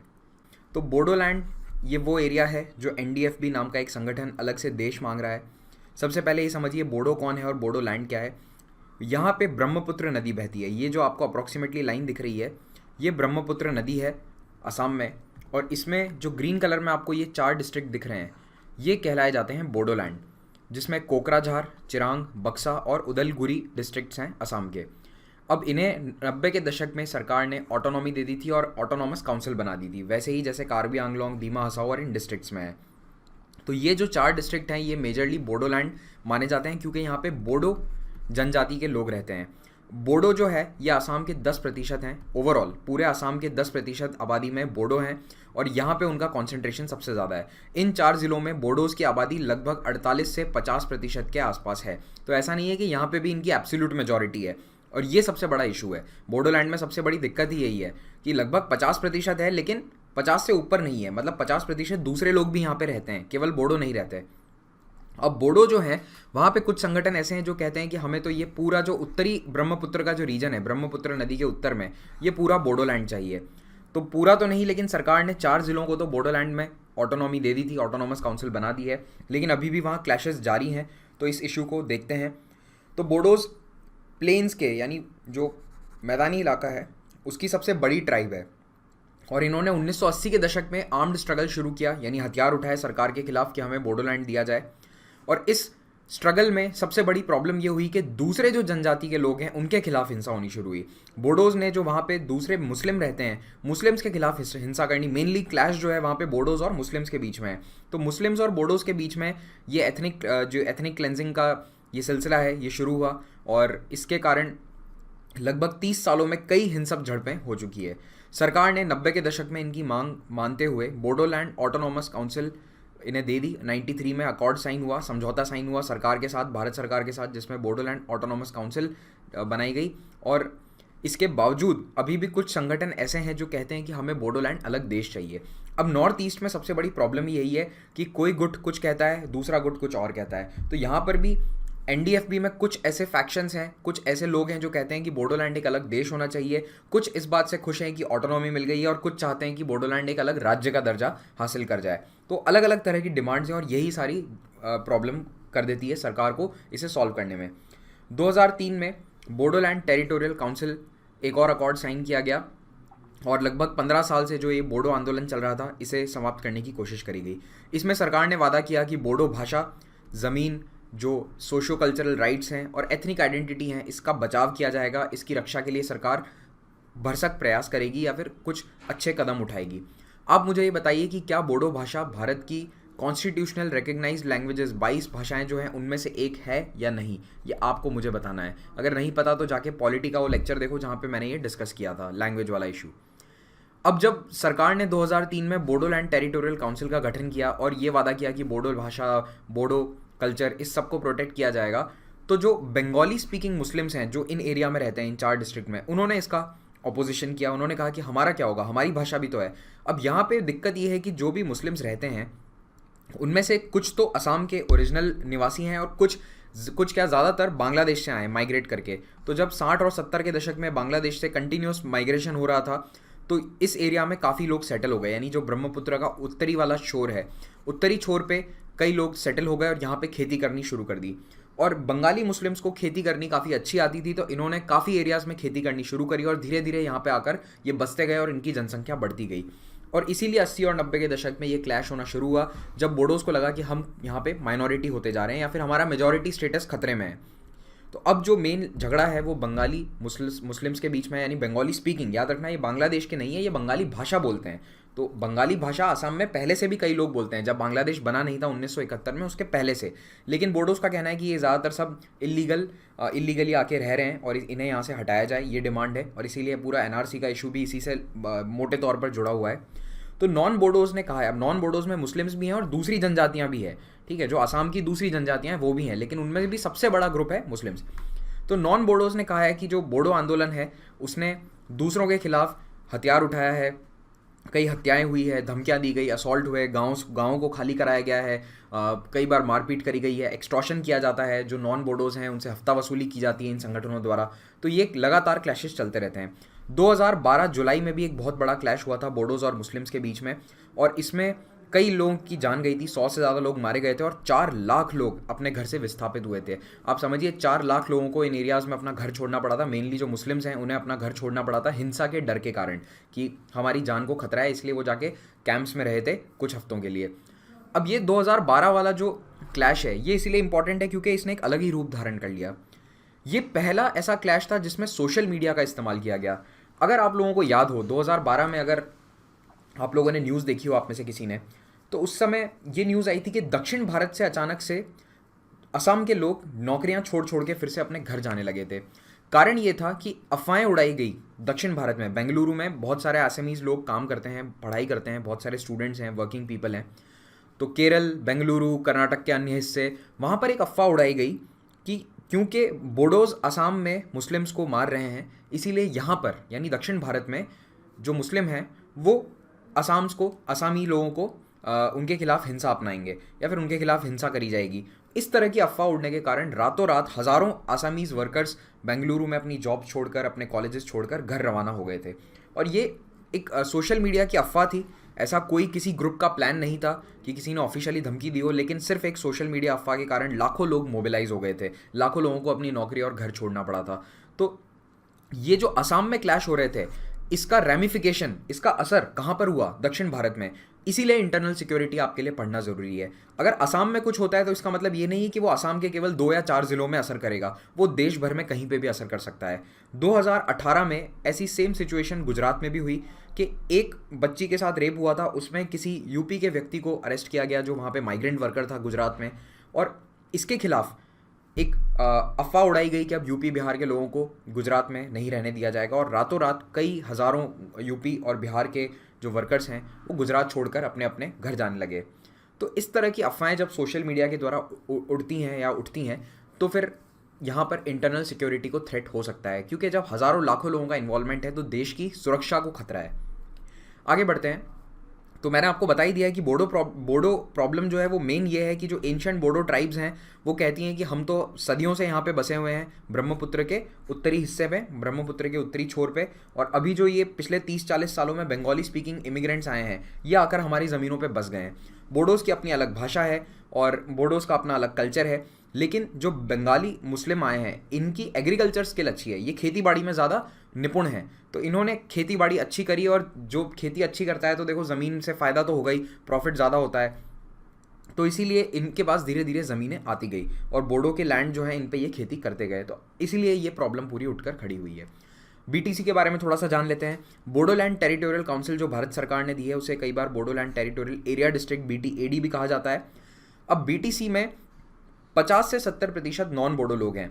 बोडोज़ कहते हैं कि ये संख्या 50 से कम है, लेकिन जो नॉन बोडोज़ हैं वो कहते हैं कि हमारी जनसंख्या 50 से ऊपर है। यानी आप समझ रहे हैं दोनों ग्रुप अपने आप को मेजॉरिटी साबित करना चाहते हैं और ये प्रूव करना चाहते हैं कि या तो इसे रहने दिया जाए या हटा दिया जाए। बोडोज़ कहते हैं कि बोडोलैंड टेरिटोरियल काउंसिल बनना जायज़ है क्योंकि यहाँ पे 50% से ज़्यादा लोग बोडो हैं, और नॉन बोडोज़ कहते हैं कि क्योंकि यहाँ 50% से ज़्यादा नॉन बोडो हैं तो इसलिए इसे हटा दिया जाए। और इनकी ये डिमांड है कि कम से कम बोडोलैंड टेरिटोरियल काउंसिल का जुरिस्डिक्शन उन गाँव से हटा दिया जाए जहाँ पे 50% से ज़्यादा बोडो नहीं है। तो अगर कहीं पे केवल 30% बोडो आबादी है किसी गाँव में तो वो BTC में शामिल ना किया जाए। फिलहाल BTAD में 4 ज़िले हैं, कोकराझार, बक्सा, उदलगुरी और चिरांग। लगभग 35% असम का हिस्सा इस BTAD में आता है। इस मैप में आप फिर से देख सकते हैं जो फर्स्ट स्लाइड में मैंने आपको दिखाया था, और BTAD को 6th शेड्यूल के अंडर बनाया गया है। आपको याद है 5th और 6th शेड्यूल में कौन से ऑटोनॉमस एरियाज बनाए जाते हैं? 5th शेड्यूल बता दो आप मेरे को, 5th में कौन से राज्य थे और 6th में कौन से थे? कुछ याद आया? AMMT करके मैंने एक एक्रोनिम बना के दिया था आपको, AMMT के नाम से याद रख लेना। तो वो AMMT किसका था, 5th का या 6th का? बताओ, आपको याद करना है। तो BTC में 3082 गांव हैं, 40 इलेक्टेड रिप्रेजेंटेटिव्स हैं। असम सरकार 6 और रिप्रेजेंटेटिव अपनी तरफ से नॉमिनेट करती है, और इन 40 में से जो 30 हैं वो ट्राइबल्स के लिए रिजर्व हैं। ट्राइबल्स यानी कि कौन हो गए? बोडो। तो ऑब्वियस सी बात है BTC के अंदर दबदबा किसका रहेगा? 40 में से 30 तो बोडो हैं, 5 जो हैं वो नॉन ट्राइबल्स हैं, और 5 जनरल कॉन्टेस्ट यानी कोई भी चुनाव लड़ सकता है।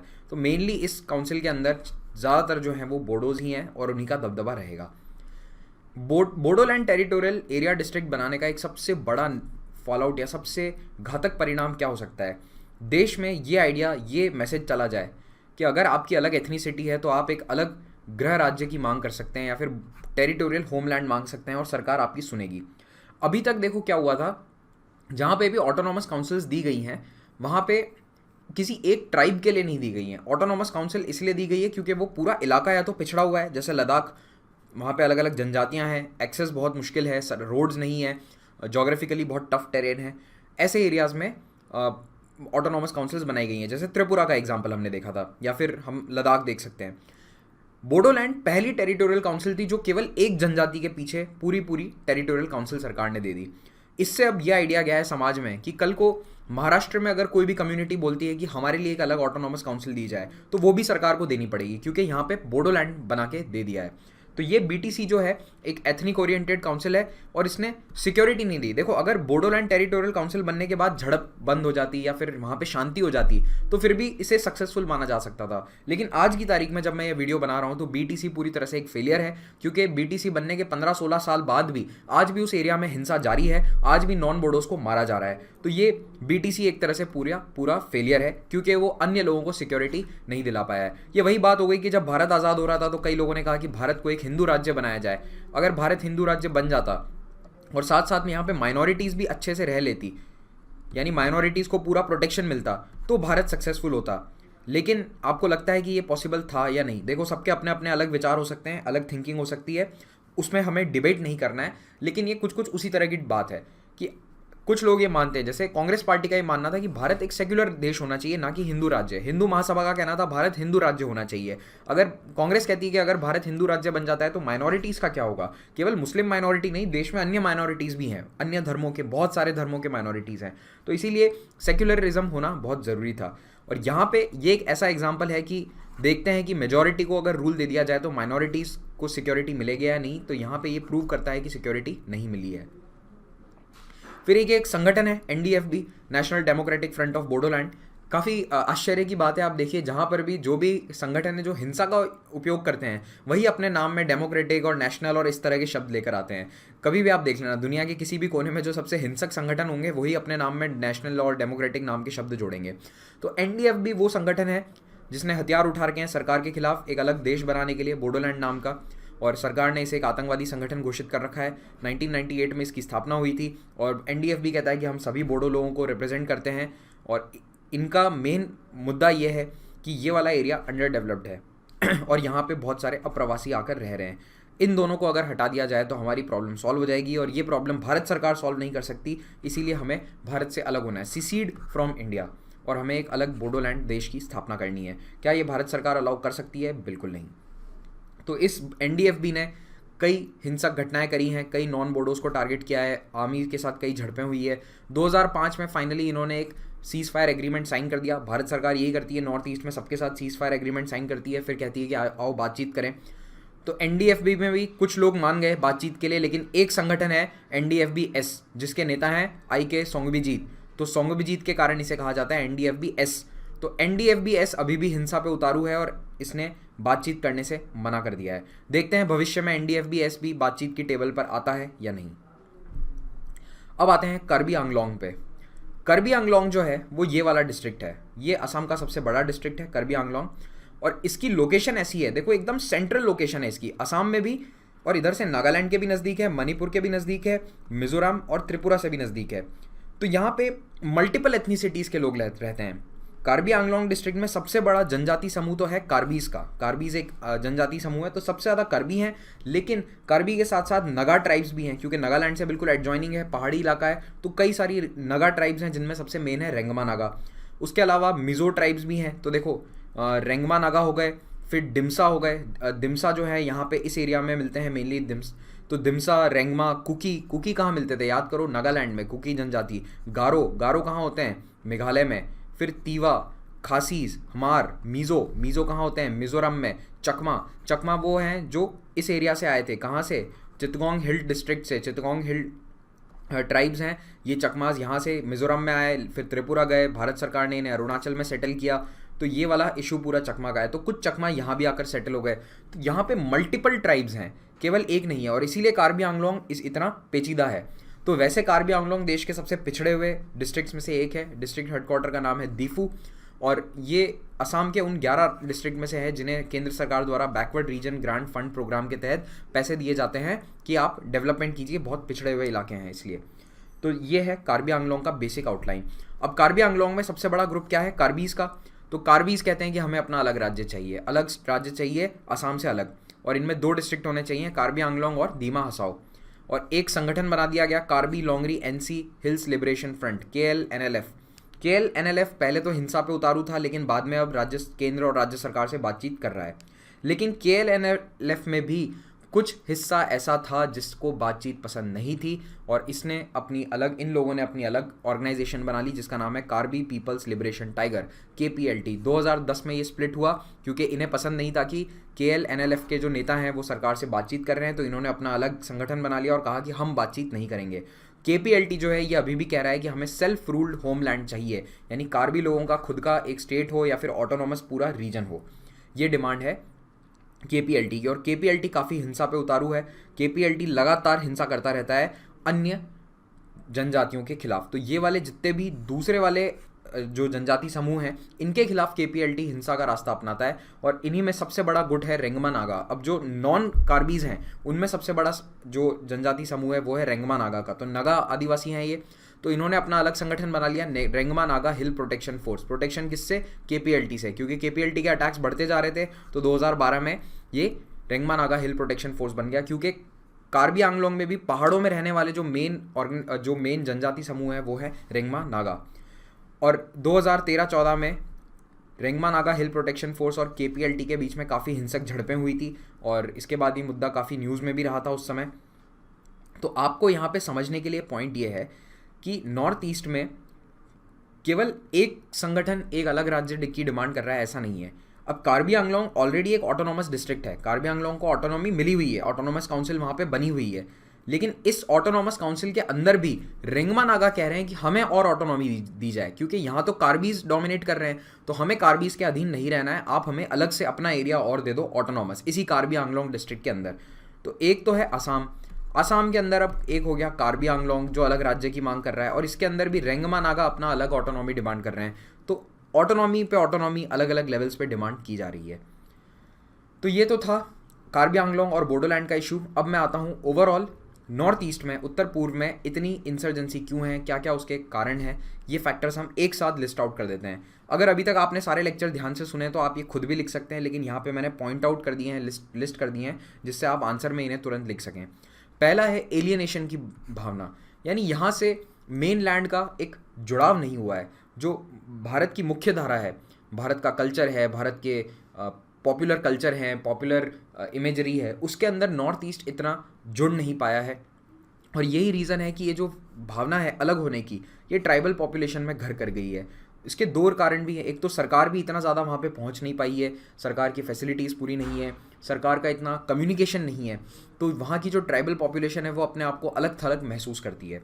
दूसरी चीज़ है कि बॉर्डर की दूसरी तरफ म्यांमार में भी सेम इसी तरह की प्रॉब्लम्स हैं। म्यांमार के उत्तरी हिस्से में भी जैसा भारत के उत्तर पूर्व में है, वैसा वहाँ भी अलग अलग गुट हैं जो ऑटोनॉमी डिमांड कर रहे हैं, अलग राज्य डिमांड कर रहे हैं। और क्योंकि एथनिसिटी सेम है, जैसे नगा ग्रुप हैं, आपको याद होगा कौन सा वाला मैं बात कर रहा हूँ, इजाक मुइवा या फिर खापलांग ग्रुप, हम बात कर रहे हैं NSCN खापलांग। तो NSCN खापलांग जो अभी भी हिंसा कर रहा है, वो म्यांमार में अपने कैडर्स को ट्रेन करता है, क्योंकि वहाँ भी नगाज हैं जो NSCN को सपोर्ट करते हैं, और वो भी अब म्यांमार से अपना अलग राज्य मांग रहे हैं। तो इसीलिए सिमिलर एथनिसिटी के कारण जो अपनत्व की भावना है वो कई बार दूसरे देश के लोगों के साथ ज़्यादा जुड़ी हुई होती है। जैसे पंजाब में भी यही चीज़ है, पंजाब में पाकिस्तान का पंजाब है, वहाँ पे भी लोग पंजाबी बोलते हैं, भारत के पंजाब में भी पंजाबी बोलते हैं, तो कल्चर मोर और लेस सिमिलर है, लेकिन देश अलग है। तो अब चाहे अपनत्व की भावना हो, लेकिन फिर भी देश तो अलग ही रहेगा। फिर म्यांमार के साथ बॉर्डर काफ़ी पोरस है, क्योंकि पूरी तरह से जंगल और पहाड़ी इलाका है, डिफिकल्ट टेरेन है, तो उसे मैनेज करना नेक्स्ट टू इम्पॉसिबल है। वहाँ पे फेंसिंग करी नहीं जा सकती, चप्पे चप्पे पर आर्मी जवान खड़े नहीं किए जा सकते। तो इसीलिए बॉर्डर पोरस होने के कारण आतंकवादी आराम से एक से दूसरे देश में मूव कर जाते हैं, हथियार मूव कर जाते हैं, ड्रग्स का मूवमेंट हो जाता है, और उसे रोकना बहुत मुश्किल है। फिर डेमोग्राफिक पैटर्न बदल गया है असम और त्रिपुरा जैसे राज्यों में, जब से बांग्लादेशी इमिग्रेंट्स आए हैं 60 और 70 के दशक में, तो उसके कारण भी बहुत सारे इश्यूज़ हैं। जैसे चकमा आदिवासी वाला इशू आपको मैंने बताया, बोडोलैंड का इशू है, ये सारे डेमोग्राफिक चेंजेस के कारण हुए हैं। भारत के अन्य हिस्सों से डिस्कनेक्ट फील होता है, और इसका डिस्कनेक्ट का बहुत बड़ा कारण है फिजिकल डिस्कनेक्ट। देखो, जब कोई व्यक्ति आपसे फिजिकली दूर होगा तो आप उसके साथ इतनी अपनत्व की भावना जोड़ ही नहीं पाओगे। नॉर्थ ईस्ट में अब तो फ्लाइट्स हो चुकी हैं, अब तो लगभग सारे स्टेट कैपिटल्स एयरपोर्ट से कनेक्टेड हैं। आज से 30 साल पहले 80-90 के दशक तक, जब एयर इंडिया के अलावा और कोई फ्लाइट नहीं होती थी, तो आपको अगर आइजॉल, कोहिमा, नॉर्थ ईस्ट की कैपिटल्स तक पहुंचना है तो दिल्ली से कम 4 दिन लगते थे। पहले आप ट्रेन पकड़ के गुवाहाटी जाओ, फिर आगे सिलचर तक ट्रेन कनेक्टिविटी है, उसके बाद आप बस पकड़ो, 2 दिन बस में लगेंगे इन कैपिटल्स तक पहुंचने में, तो कम से कम 4-5 दिन का रास्ता था। तो जब कैपिटल पहुंचने में इतना समय लग जाता है, तो आप खुद ही सोचो कि स्कीम्स कितनी लेट पहुंचेंगी, ऑफिसर्स कितना लेट पहुंचेगा, ब्यूरोक्रेसी में हर चीज़ डिले होगी। तो ये जो फिजिकल डिस्टेंस है, ये डिस्कनेक्ट है, ये बहुत दूरियां बना देता है। और इसे सुधारने के लिए भारत सरकार ने बीड़ा उठाया है कि जितने भी देश के कैपिटल्स हैं सबको ट्रेन से जोड़ा जाएगा। इसी क्रम में बस नॉर्थ ईस्ट और कश्मीर, हिमाचल, ये वाले कैपिटल्स बचे थे, इन्हें अब जोड़ा जा रहा है। तो इसीलिए ट्रेन कनेक्टिविटीज़ बनाई जा रही हैं, कश्मीर में भी, नॉर्थ ईस्ट में भी। जब आप ये वीडियो देख रहे होंगे तो आप एक होमवर्क करिए, जिस दिन आप ये वीडियो देखें, लेक्चर देखें, आप एक बार सर्च करिए कि क्या कोहिमा तक रेल लाइन बन चुकी है या नहीं। बन रही है, जब मैं ये वीडियो बना रहा हूँ तो अभी बन रही है, बनी नहीं है। आप जब ये वीडियो देखें तो आपको पता होना चाहिए कि कनेक्टिविटी कहाँ तक है। तो ईटानगर, कोहिमा और आइजॉल, उसके अलावा दीमापुर, देखो नागालैंड में कहाँ तक ट्रेन है, दीमापुर तक। तो दीमापुर एक बड़ा स्टेशन है, दीमापुर तक है, लेकिन कहाँ तक ले जाने की कोशिश है, कोहिमा तक। और इम्फाल तक भी ट्रेन का काम चल रहा है। तो आपको ये पता करना है कि कहाँ कहाँ तक ट्रेन्स पहुँच चुकी हैं, किन कैपिटल्स तक। ये आपका होमवर्क है। दूसरा है करप्शन। बहुत ज़्यादा करप्शन है रूलिंग एलीट में, भारत के हर राज्य में, हर सोसाइटी में है। इसके कारण, करप्शन के कारण डेवलपमेंट का प्रोसेस बहुत स्लो हो गया है। विजनरी लीडरशिप नहीं है।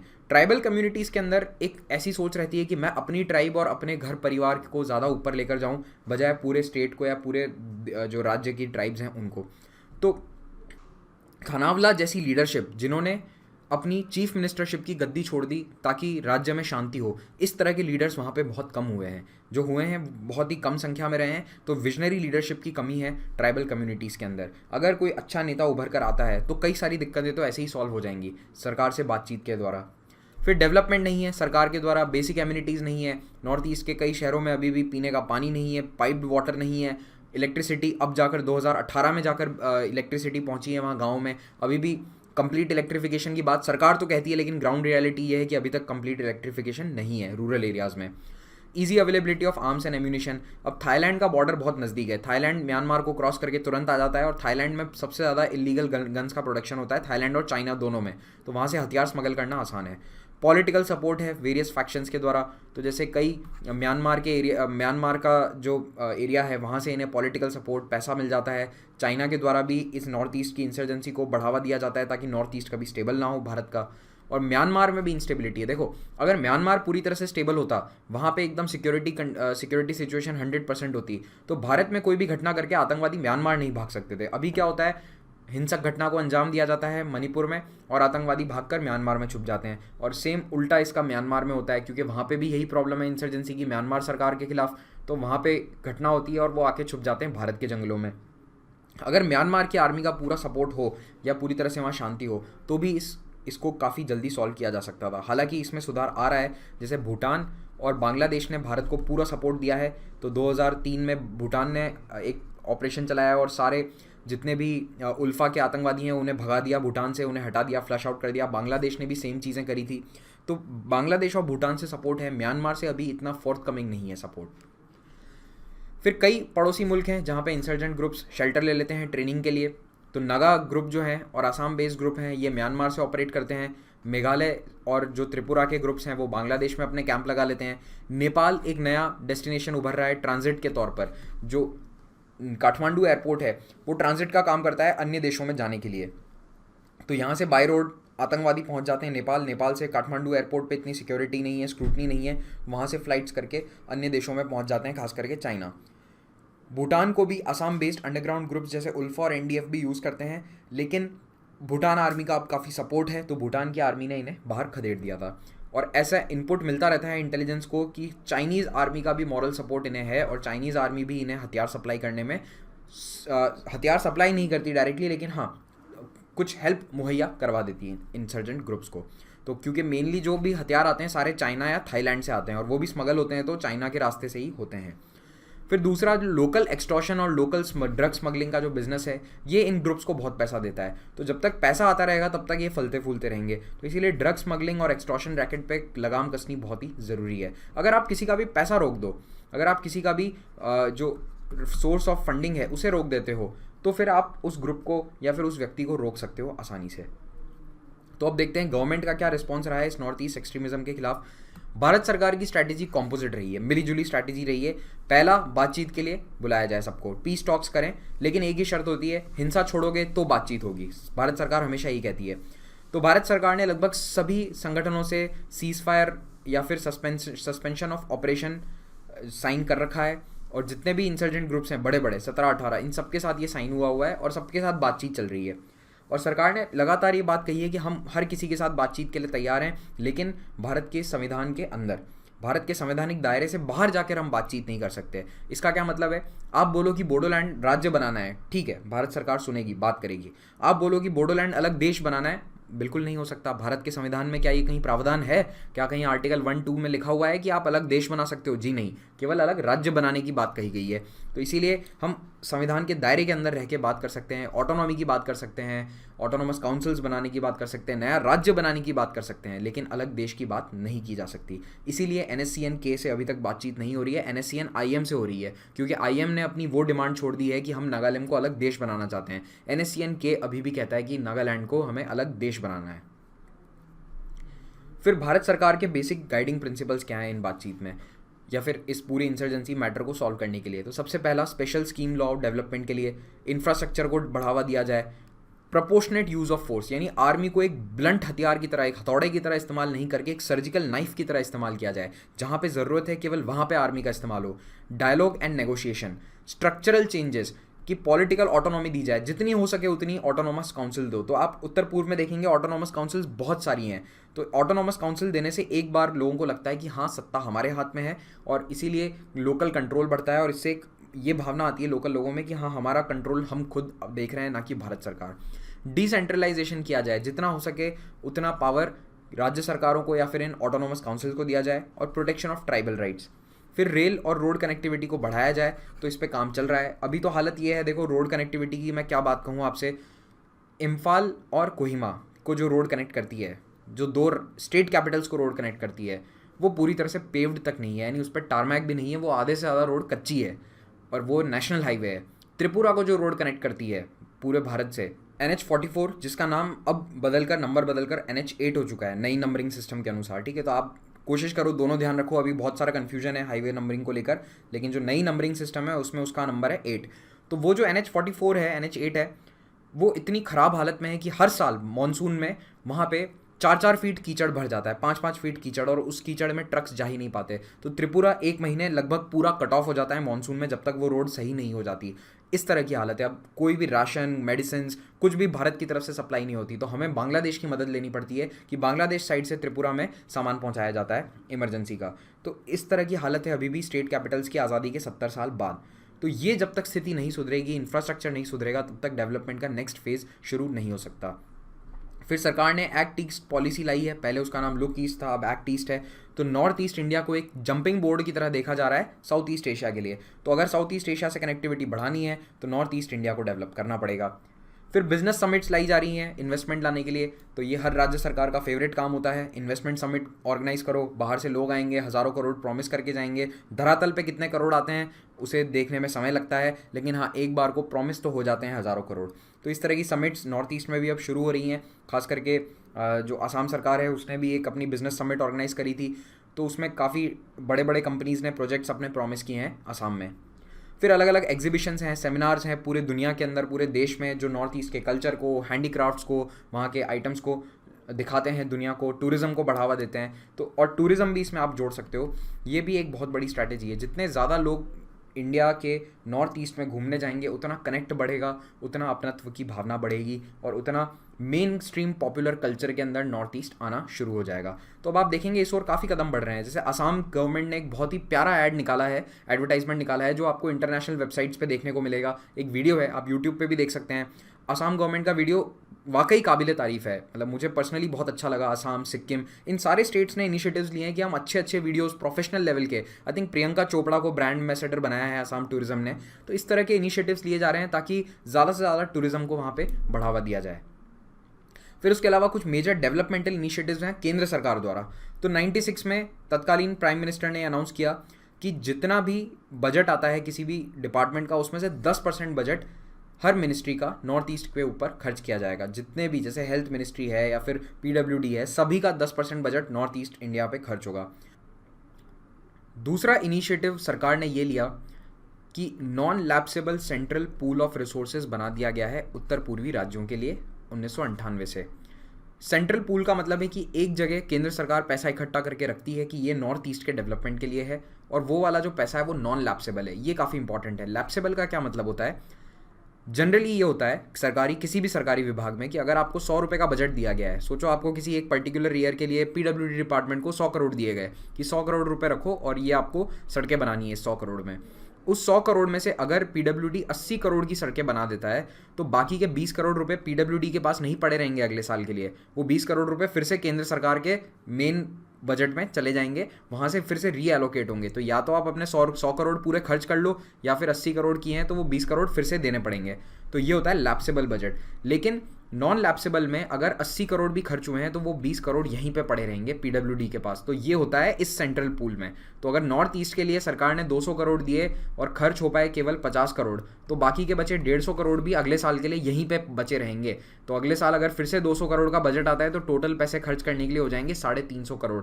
तो ये बहुत इंपॉर्टेंट चीज़ है। जनरली सरकार के सारे डिपार्टमेंट में जो भी बजट होता है वो लैप्स हो जाता है, इसीलिए सरकारी ऑफिसर्स जो हैं खर्चा करने पे या फिर बजट बनाने में लगे रहते हैं कि बजट को इस्तेमाल करना है पूरा। तो आप भी अगर गवर्नमेंट सर्विस में जाएंगे तो आप भी समझेंगे इस चीज़ को। चलिए आगे बढ़ते हैं। Department of development of north east region DONER बनाया गया नॉर्थ ईस्ट रीजन के अलग से डेवलपमेंट के लिए, और 2004 में इसे पूरा मंत्रालय बना दिया गया है। तो अब ministry of north east region है, MONER। आपका होमवर्क है, पता करो इस वक्त इस मिनिस्ट्री का मिनिस्टर कौन है, इसमें कौन राज्य मंत्री है, कौन केंद्रीय मंत्री है। ये जो मिनिस्ट्री है मेनली इंफ्रास्ट्रक्चर प्रोजेक्ट्स के लिए काम करती है या फिर इकोनॉमिक डेवलपमेंट के लिए काम करती है उत्तर पूर्वी रीजन के लिए। तो ये इस मिनिस्ट्री का आप देख सकते हैं मेन फोकस है, ये वाले उत्तर पूर्वी राज्य। फिर स्पेशल कैटेगरी स्टेटस 11वें प्लान से चेंज किया गया, स्पेशल कैटेगरी स्टेटस दिया गया 11th प्लान से।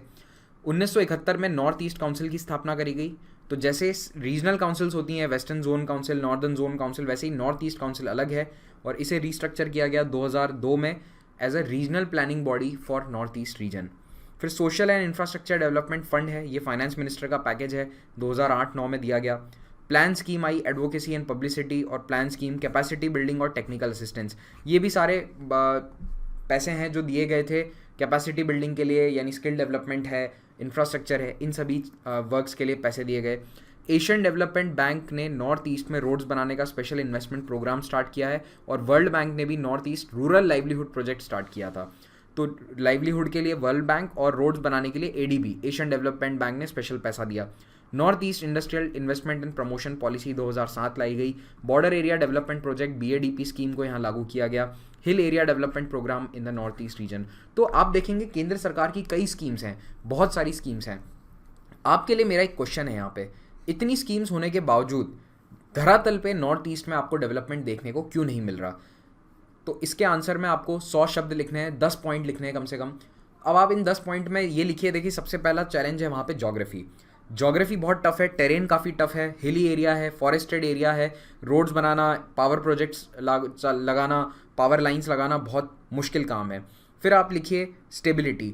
अगर किसी कॉन्ट्रैक्टर को ये खतरा है कि उसके कर्मचारियों को कोई धमकी देगा, एक्सटॉर्शन के पैसे मांगेगा या फिर जान से मार देगा, तो फिर कोई भी कॉन्ट्रैक्टर इतनी आसानी से वहाँ काम करने को तैयार नहीं होगा। तो दूसरा है सिक्योरिटी सिचुएशन। अब ये देखो, एक कैच-22 सिचुएशन है। जब तक सिक्योरिटी नहीं होगी तब तक डेवलपमेंट नहीं होगा, जब तक डेवलपमेंट नहीं होगा तब तक सिक्योरिटी नहीं होगी। तो ये एक ऐसा साइकिल है जो कहीं ना कहीं सरकार को तोड़ना पड़ेगा, और ये साइकिल तोड़ना बहुत मुश्किल होता जा रहा है।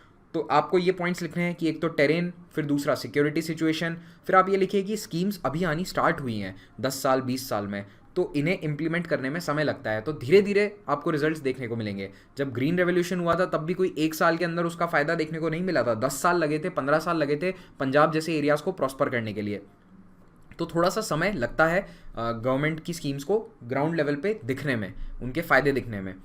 और उसके बाद आपको ये लिखना है कि करप्शन को अच्छा पॉइंट आप बनाइए। करप्शन काफ़ी एक पॉइंट है। पैरेलल इकोनॉमी चलती है नॉर्थ ईस्ट में, एक्सटॉर्शन रैकेट है, मैंने आपको बताया था। टैक्स लेते हैं, NSCN जैसे संगठन खुद अपने लेवल पे हफ्ता वसूली या टैक्स वसूलते हैं, तो वो पैरेलल इकोनॉमी पे आप लिख सकते हैं। ये सारी जो चीज़ें हैं ये इन डेवलपमेंट स्कीम्स को ग्राउंड लेवल पर इम्प्लीमेंट होने में रोक रही हैं। फिर आते हैं काउंटर टेररिज्म के खिलाफ सरकार क्या कदम ले रही है और क्या कदम लिए जाने चाहिए। तो पहली चीज़ है कम्युनिकेशन एंड कनेक्टिविटी, कि कम्युनिकेशन को सुधारा जाए, कनेक्टिविटी को बढ़ाया जाए, इंफ्रास्ट्रक्चर को सुधारा जाए, इंसर्जेंट ग्रुप्स के साथ बातचीत करी जा रही है। फिर सेंट्रल फोर्सेस और स्टेट फोर्सेस यानी पुलिस के बीच में तालमेल बिठाया जा रहा है ताकि टैक्टिकल रिस्पॉन्स बेटर हो। Law and criminal justice system अच्छा होना बहुत ज़रूरी है। ये तो आप कॉमन पॉइंट बना लो, कहीं पे भी आपको लिखना है सिक्योरिटी सिचुएशन में तो हर जगह लॉ एंड ऑर्डर सिचुएशन अच्छी होनी चाहिए, क्रिमिनल जस्टिस सिस्टम फास्ट होना चाहिए। अगर किसी ने कोई गुनाह किया है तो उसे तुरंत सज़ा मिलनी चाहिए, टाइमली सज़ा मिलनी चाहिए और अप्रोप्रिएट सज़ा मिलनी चाहिए। तो अगर कोई आतंकवादी हमला होता है तो उसकी जाँच हो और गुनहगारों को समय पर सज़ा दी जाए। फिर zero tolerance policy towards violence, जो हिंसा करेगा उसके खिलाफ सरकार सॉफ्ट एक्शन नहीं लेगी, उसके खिलाफ हमेशा हार्ड एक्शन लिया जाएगा। हाँ, जो हिंसा छोड़ के जो भी संगठन बातचीत के लिए तैयार होता है उसके खिलाफ सरकार ज़रूर उसके खिलाफ आर्मी या फिर आर्म्ड फोर्सेस का इस्तेमाल नहीं करेगी।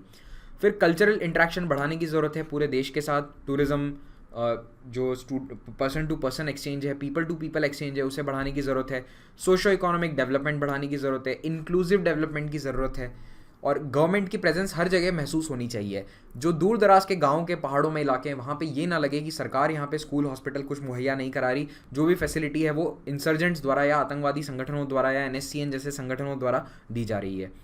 डिसेंट्रलाइजेशन दी जानी चाहिए, सरकार को ज़्यादा से ज़्यादा विकेंद्रीकरण करना है पावर्स का, लेकिन अलर्ट रहते हुए। ऐसा नहीं है कि आप 100% पावर ऑटोनॉमस काउंसिल्स को दे दें और वहाँ पे केंद्र सरकार या राज्य सरकार का कंट्रोल पूरी तरह से चला जाए।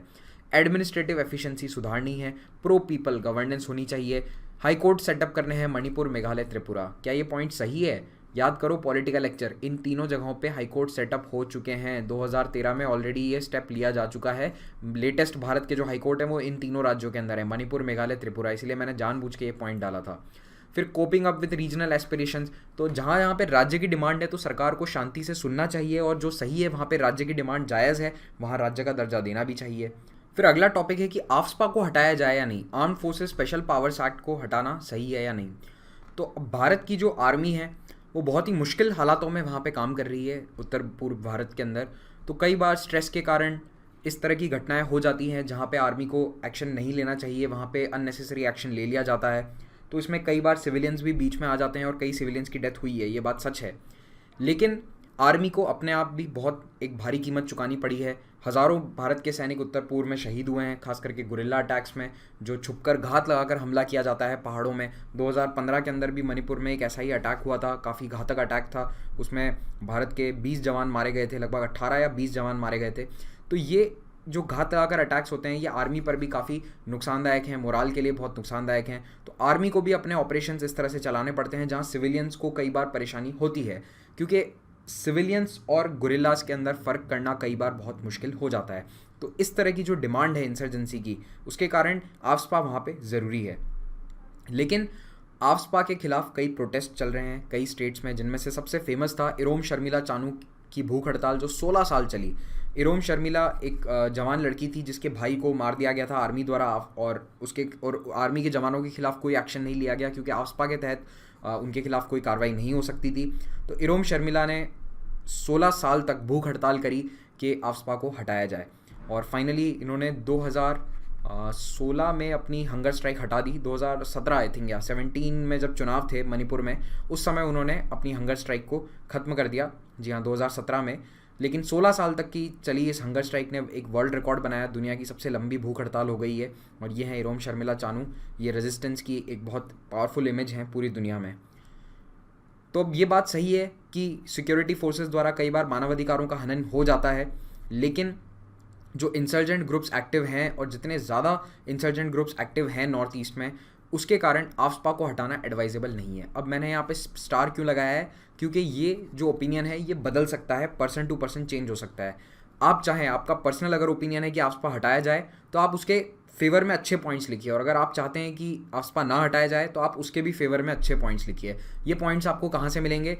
बहुत सारे एडिटोरियल्स आते हैं, यहाँ पे कुछ पॉइंट्स मैं भी आपको बता रहा हूँ। और समय समय पर एडिटोरियल्स में डिमांड्स जो हैं या फिर सिचुएशन है वो चेंज होती है, तो कुछ लेटेस्ट पॉइंट ऐड होते हैं, तो आपको अपने आंसर्स में वो भी ऐड करने हैं। और वो उनको आंसर में ऐड करने के लिए पहले आपको अपने नोट्स में ऐड करना होगा।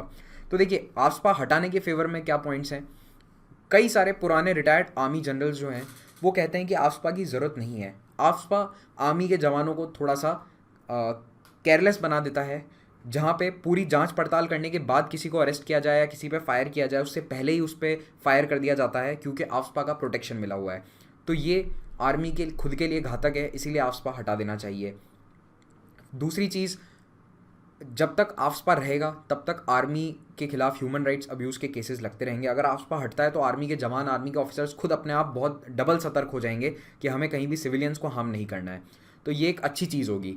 तो ये कहना है आर्मी के कुछ रिटायर्ड जनरल्स का। लेकिन ज़्यादातर जो सिक्योरिटी एडवाइज़र्स हैं भारत सरकार के, उनका ये मानना है कि आफ्सपा को रखा जाए, क्योंकि आफ्सपा आर्मी को एक बहुत पावरफुल टूल देता है सर्च एंड सीजर का। अब अगर आर्मी हर घर में घुसने से पहले वारंट लेने चली गई कोर्ट में, तो फिर कहीं पे सर्च एंड सीजर हो नहीं पाएगा। हर जगह आतंकवादी पहले ही भाग जाएंगे। तो मेन जो पावर है वो सर्च एंड सीजर का, किसी को भी रोक के चेक करने का, वो पावर नॉर्थ ईस्ट और कश्मीर जैसे एरियाज़ में बहुत ज़रूरी है। लेकिन कुछ चेंजेस ज़रूर लाने चाहिए। आफ्सपा के होने के बावजूद फोर्सेस, एक बीच का रास्ता ये है कि फोर्सेस के खिलाफ एक्शन लिया जाए। जहाँ भी आर्मी जवान गलती करते हैं वहाँ उन्हें अकाउंटेबल रखा जाए, उन्हें कोर्ट मार्शल हो या फिर उनका कोर्ट में जो भी मिलिट्री कोर्ट्स में जो भी सज़ा दी जाती है वो दी जाए। कुल मिलाकर जनता में ये मैसेज जाना चाहिए कि हाँ, आर्मी का जवान या आर्मी का ऑफिसर भी अकाउंटेबल है, उसके द्वारा लिए गए एक्शंस पे कुछ ना कुछ रिएक्शन होगा। यानी अगर आप गलत करते हैं, किसी सिविलियन को मार देते हैं, तो फिर उसके खिलाफ एक्शन लिया जाएगा। अभी इस तरह का मैसेज नहीं जा रहा है। अब यहाँ पे आपका पर्सनल ओपिनियन दोनों तरफ झुक जा सकता है, तो आप you are free to write it.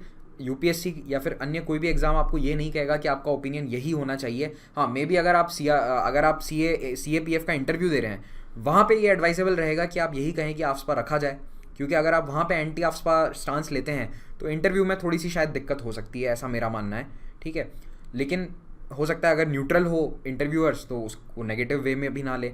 लेकिन आंसर राइटिंग में ज़रूर आप दोनों में से कोई भी स्टांस ले सकते हैं। सुप्रीम कोर्ट भी कई बार कह चुका है कि आफ्सपा को जो है थोड़ा सा रेगुलेट करने की ज़रूरत है, और अगर आफ्सपा बहुत लंबे समय तक चलता है तो इसका मतलब है कि आर्मी और भारत सरकार फेल हो रहे हैं। तो क्योंकि सुप्रीम कोर्ट और खुद पूर्व रिटायर्ड जनरल्स कह चुके हैं कि आफ्सपा हटाया जाए, तो इसीलिए आप भी अगर लिखते हैं तो ये गलत नहीं होगा। ओके, फिर एक डायलॉग की ज़रूरत है सभी स्टेक होल्डर्स के बीच में कि आफ्सपा हटाया जाए या नहीं।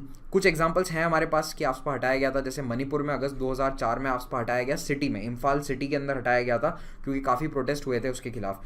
तो सिटी में हटाया गया और उसके बाद से सिचुएशन कंट्रोल में है पिछले 15 सालों में। तो इसी